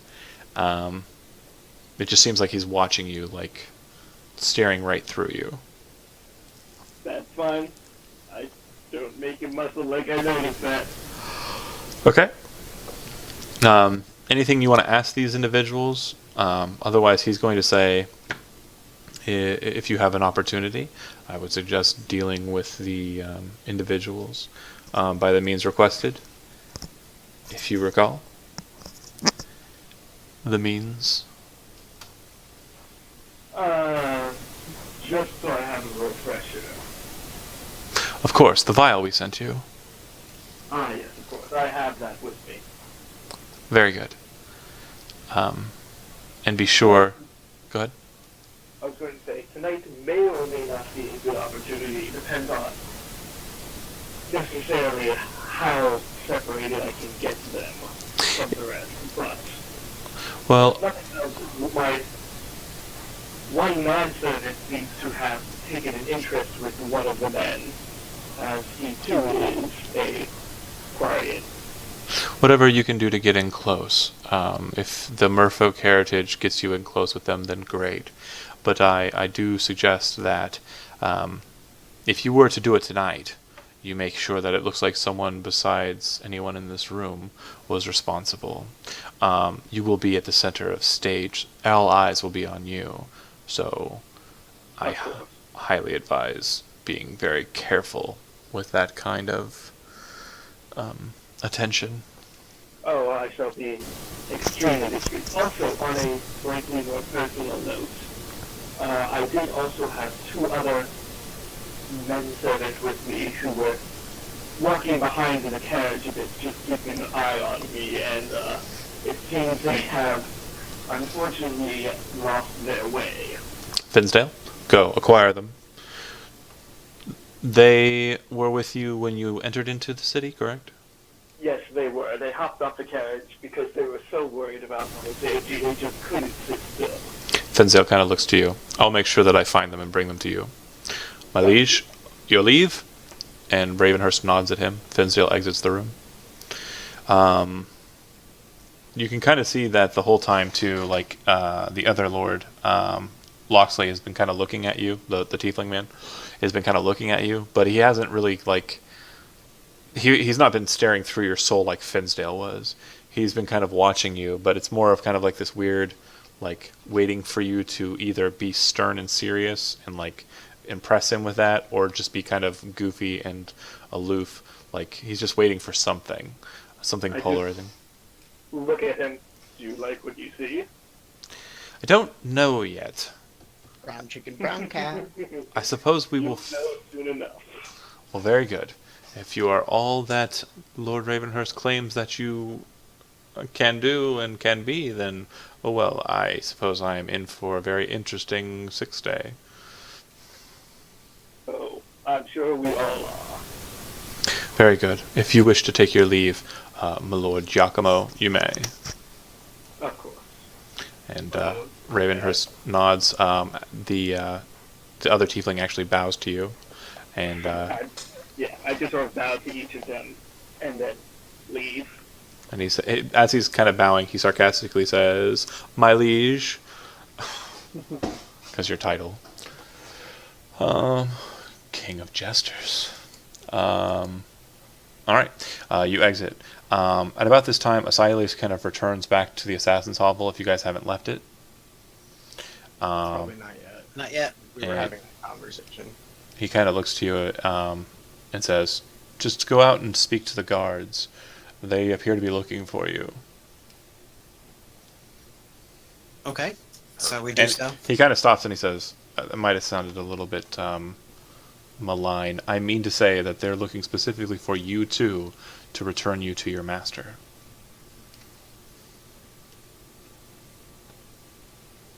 Okay. Yeah. Okay, that might have come off also a bit awkward. He kind of looks at you, and you can see that Strand's in the back laughing.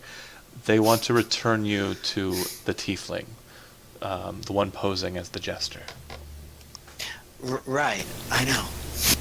Okay, I'm sorry. The Kieran, dog is like, Burke. Kieran kind of steps into the room and kind of steps off to the side of the stairwell and kind of places his back against the wall and kind of looks to you. And as you're passing by him, Boo, he kind of stops and like grasps your shoulder. And with his other hand, he kind of reaches under his other arm and it looks like he's holding something to you to hand to you as you pass him by. Kieran is doing this? Yeah, to Boo. Yep. Uh-huh. You take it, and he kind of like holds up his hand off your shoulder, and as you kind of lift it up and kind of look at it, it's like a small, like polished green stone, and he pulls out a similar stone and taps it against yours. Just let me know if you need any help. Appreciated. Yep. You recognize what they are, right?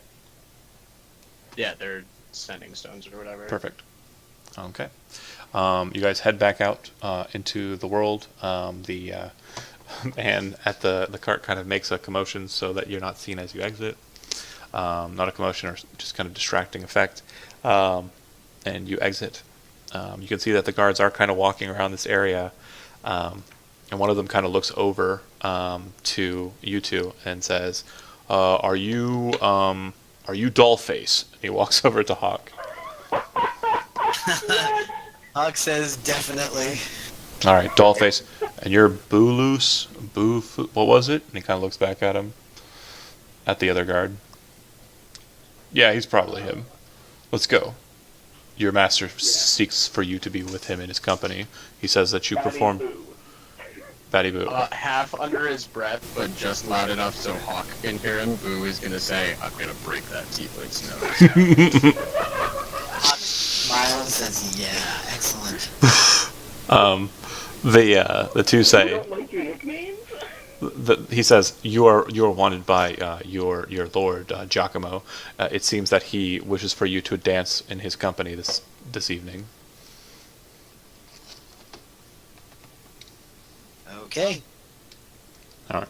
Just what Hawk loves to do. You can hear them talking amongst themselves in Elvish as they lead you up to up the bridge and into the keep proper. But it sounds like they're basically saying, oh, they kind of look back at Boo and stop, and then they start talking in a different language, Dwarvish, which I think Hawk still speaks, right? Yep. I do as well. Yeah. Well, they're hoping that they can get one past you, but they start saying they don't look like much of entertainers. Yeah, that one looks like a soldier, and that one looks like a trained killer.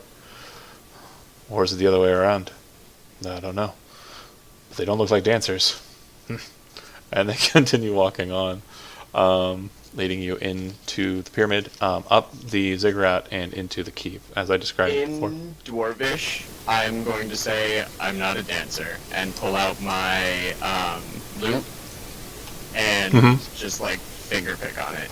As you're playing it, as you're walking, the two guards kind of smile and go, "Ah, okay." And then you can see that a couple of people are kind of, what's that? Music? Go ahead and make a charisma performance check.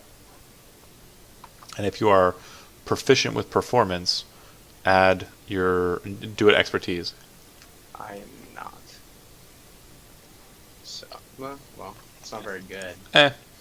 They're entertained because they were looking for a show. But the people who are on the outskirts aren't really jumping in to check it out, see what's going on.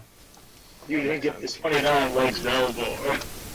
No, I wasn't looking for a 29. I was just looking to end the conversation so we were less suspicious. Fair. You make it through into the Bailey, and you see Mel there, kind of waiting for you. And he goes, "Hey, I'll lead you up to Zell. I think he was dealing with some meeting first, but I'll get you to him." Sounds good. Cut. Goes to Zelbor. You are walking back away from Ravenhurst's area and heading back to your apartments when you are grabbed by the sleeve and dragged into like a dark corner of the castle. Okay. And you very quickly realize that the hands that are grasping your arm are smaller hands. And as the light kind of, your dark vision kind of sets in from the light, you see that it's Lena Albacoris, the princess. And she's not dressed like the last time you saw her, and she definitely looks different than the one that you know. There's certain just strange offnesses, and her hair is actually a bit longer than the Lena that you recall from back in Stormloft. She looks a lot like the Lena that you met in Hilton that had the strange magic weirdness about her. But she seems older and just, I don't know, a bit more serious as she drags you into the dark. She says, "It's you. Yes, it's me. What the hell are you doing here?"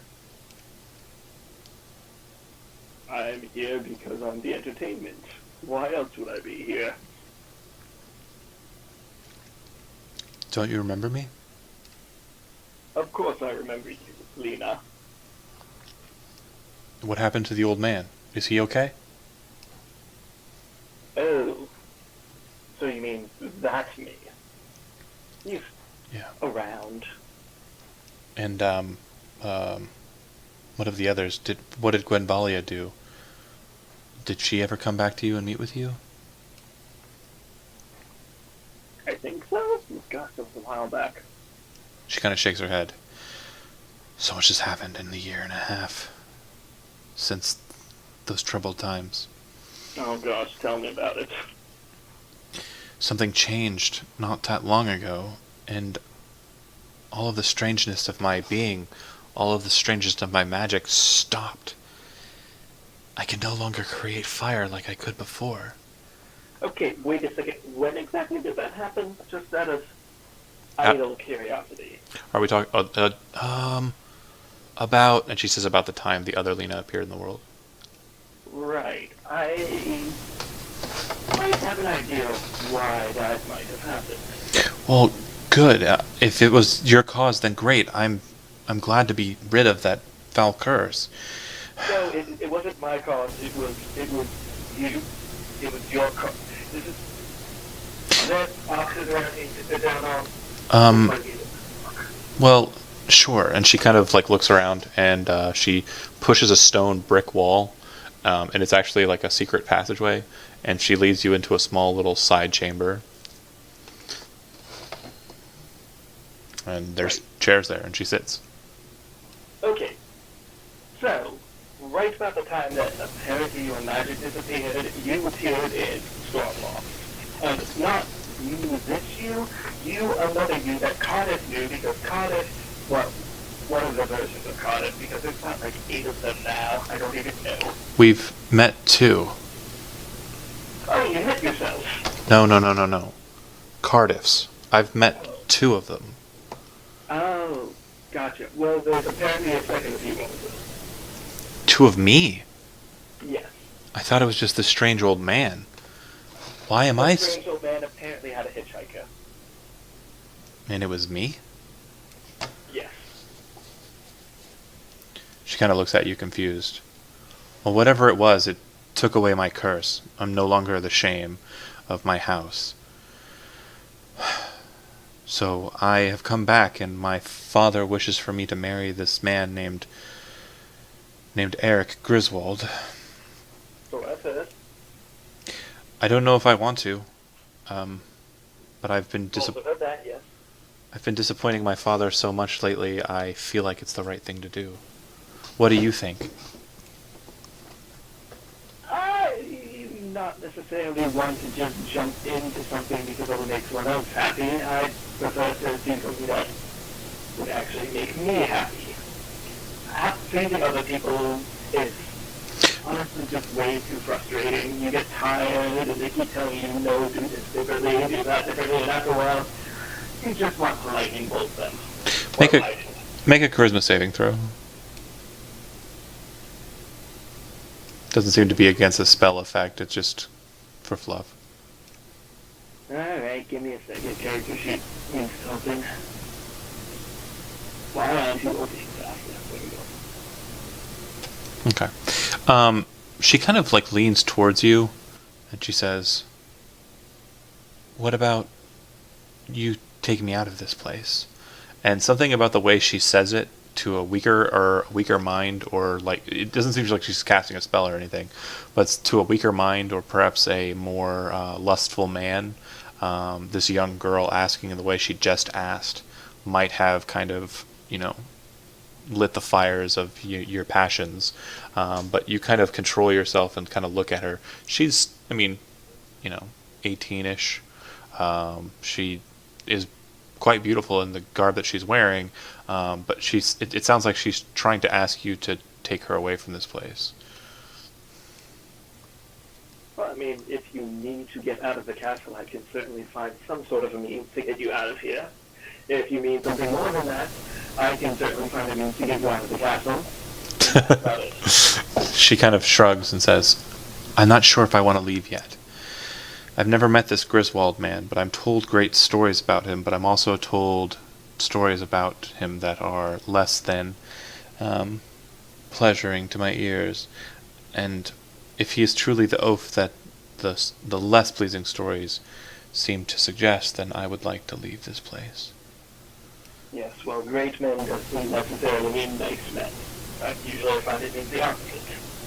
Yes, well, I have spent my entire youth out of my own control, and if the man that they're forcing me to wed takes away the control, then I will be used to it, but if I can get away from it, then perhaps I should take that effort as well. She kind of looks to you.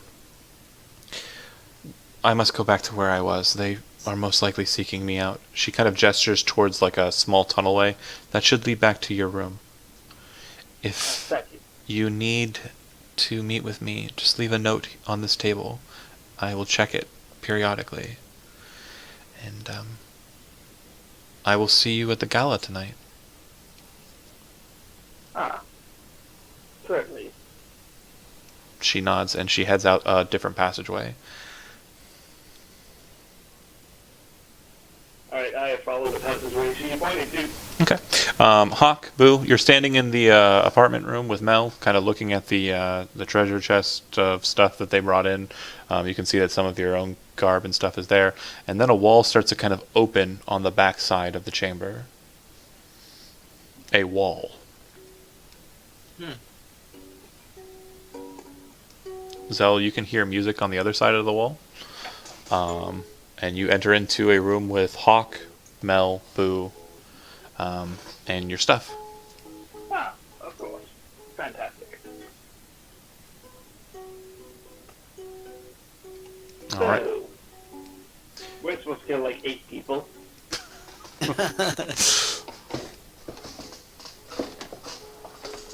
Works for me. I'm not sure that we should kill all of them, though.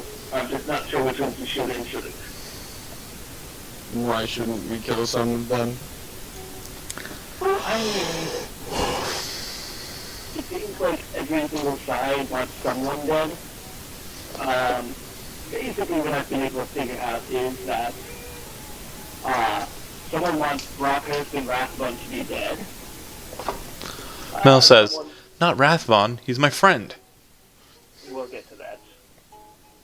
Someone wants Griswold dead. Someone wants us just to take Lena out of here. Someone, oh, I don't know. There's a lot of things. So, I don't know. Zell, make a intelligence check for memory.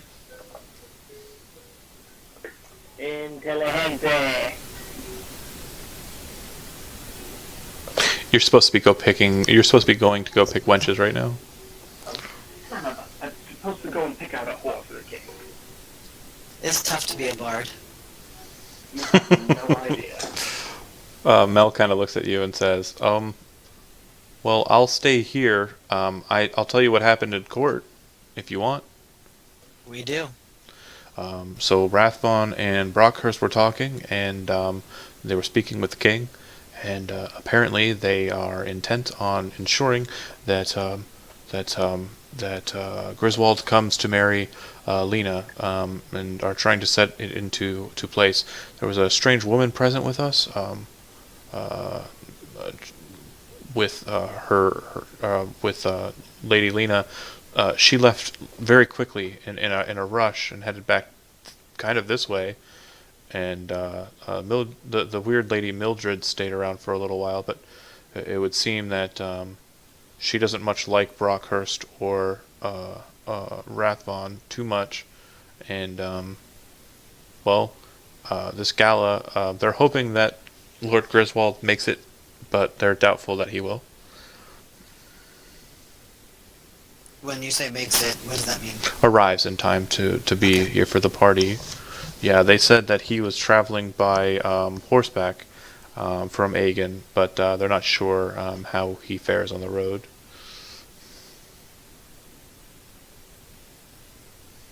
That's what I know.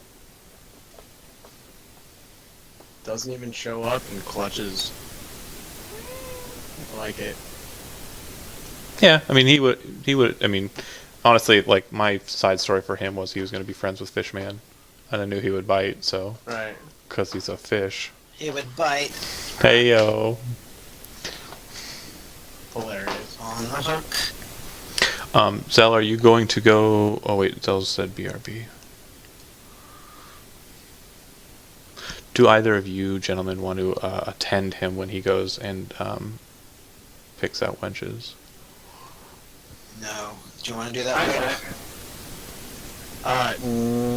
No.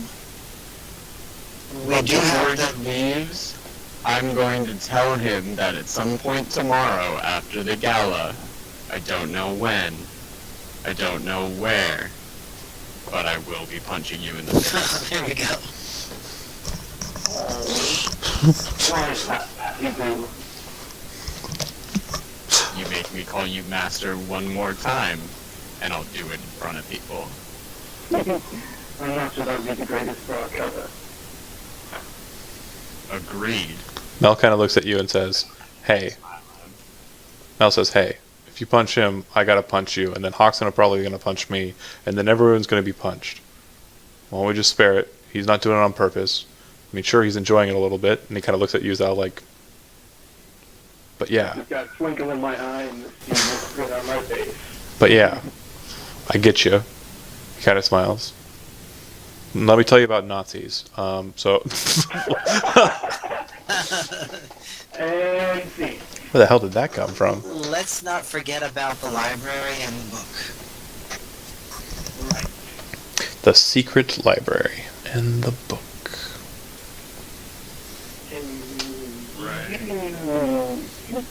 You guys take care of that. I feel like the spotlight might be on you a bit much. Zell, you are going to go and appropriate wenches. Boo and Hawk are saying they don't want to do that, but do you want to take somebody with you that's not Mel? I mean, I'll go if you want me to go. I'm going to take Boo with me. Okay. That'll be fine. Hawk, you can hang out with Mel, or if you want to do something else, you can absolutely do it. You remember on the way up having seen that on the second layer below the castle, there was 3 strange buildings that looked like libraries, each with an icon on it, one of an owl, one of a weird worm-looking creature, and I don't mean W-Y-R-M, I mean W-O-R-M, and a dragon on the third building. So there's that. Just I would love to do that, but if I get questioned by anyone, I will not be able to talk my way out of it, so I'm going to wait. But the one with the worm Okay. sounds like it has promising. potential. Okay. Is there anything you want to do in the castle then? Anywhere you want to go? Anything you want to do? No, I'm going to stay put. Okay, you and Mel hang out, high five. Zell, Boo, you head down to the courtyard, and you see that there are 2 wagons, kind of just old, junky-looking wagons that seem to have been used to corral women into. And there are also a couple of young men in there as well. And they open up the back ends of it as you kind of enter into the courtyard. This guy kind of walks up to you and just starts acting very familiar. He's a very tan-looking individual with a silver pauldron on his left shoulder and a silver gauntlet on it as well. And he looks like he's wearing the attire of the guards of the keep. He kind of walks over to you and he says, "So, you're the one that's going to pick him a wench, huh?"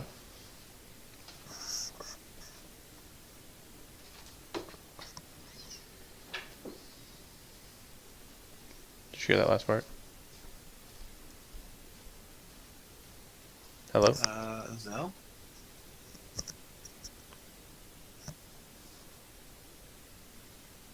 Oh, okay.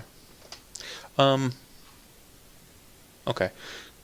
We'll just say that Zell starts kind of like going over and investigating the women. Boo, you're actually the important part of this party. You notice that one of the women is familiar to you, in that she has a strange tattoo under her left eye, and soft pointed ears, green-looking tabard, and she kind of gives you a look as she sees you. It doesn't seem to betray her surprise, but she kind of gives you a look, and then kind of looks to the guards and stuff that are leading her into the group. Some of the girls are actually being kind of taken off, like in a way, by other guards, but it seems like every time someone kind of gets taken away, this guard captain is kind of stopping them, looking the girl over, and then letting them go, or stopping them, looking over the young man, and letting them go. Like he's kind of yeah. like looking them over and seeing if they're, quality or not. Weird, but yeah. Got it. I want to reach out with... I know I can't speak telepathically, but she's a soul knife, so she should be able to. And I don't know if I can just speak out in my mind if she responds. So you're thinking really hard in your head, and it doesn't seem to be ferreting any kind of attention from her. You're not sure if that's an ability that she possesses. Got it. You know Scions do, but you're not sure if Yeah. she's that kind. If she's fully trained or just has access to the soul knife. Or if that's even her thing, yeah. Got it. Yeah. Yeah. Alright, is this the same woman though? Yeah, it's the same girl. Okay, yeah. Jean. making sure. Yep. Okay. Does Zell have a message?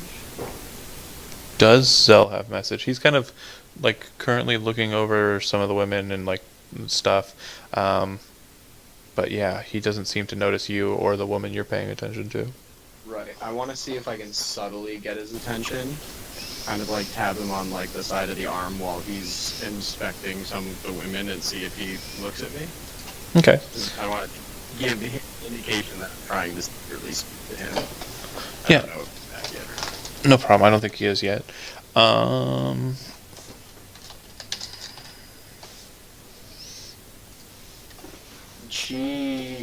None of the other women or guards are approaching us, right? Correct. That she's kind of like in the group of women, and you're kind of standing off behind Zell as he's kind of like entering into the throng of ladies. Okay. Then I'm gonna try and get his attention, but like I'm assuming the two of us are approaching the line of women. Yeah, correct. And young men, correct. Back. Okay, great. Oh fuck yeah. Zell, you can see that Boo's trying to get your attention. When you kind of look at him, you can see that Boo, just subconsciously, not even intentionally, is looking at this girl who you can see on the screen right now. And just a quick scan over all of these women, she is the most attractive, the most fair of the entire lot. Okay. Sounds perfectly potty.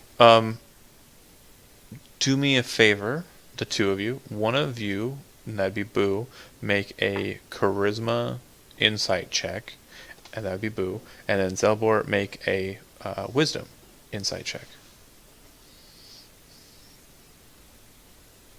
Which check am I making?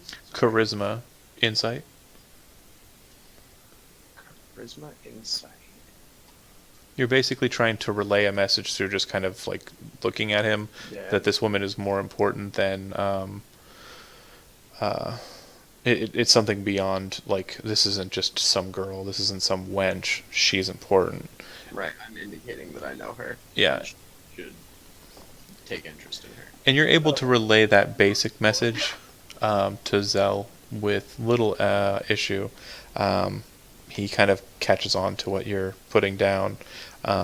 Zell, how would you like to go from here? I mean, very casually, just sort of. We haven't talked to anyone yet, right? You've kind of looked at a couple of women and passed them off to the guard captain or the guards that are coming up. It seems like they're moving the women into the castle.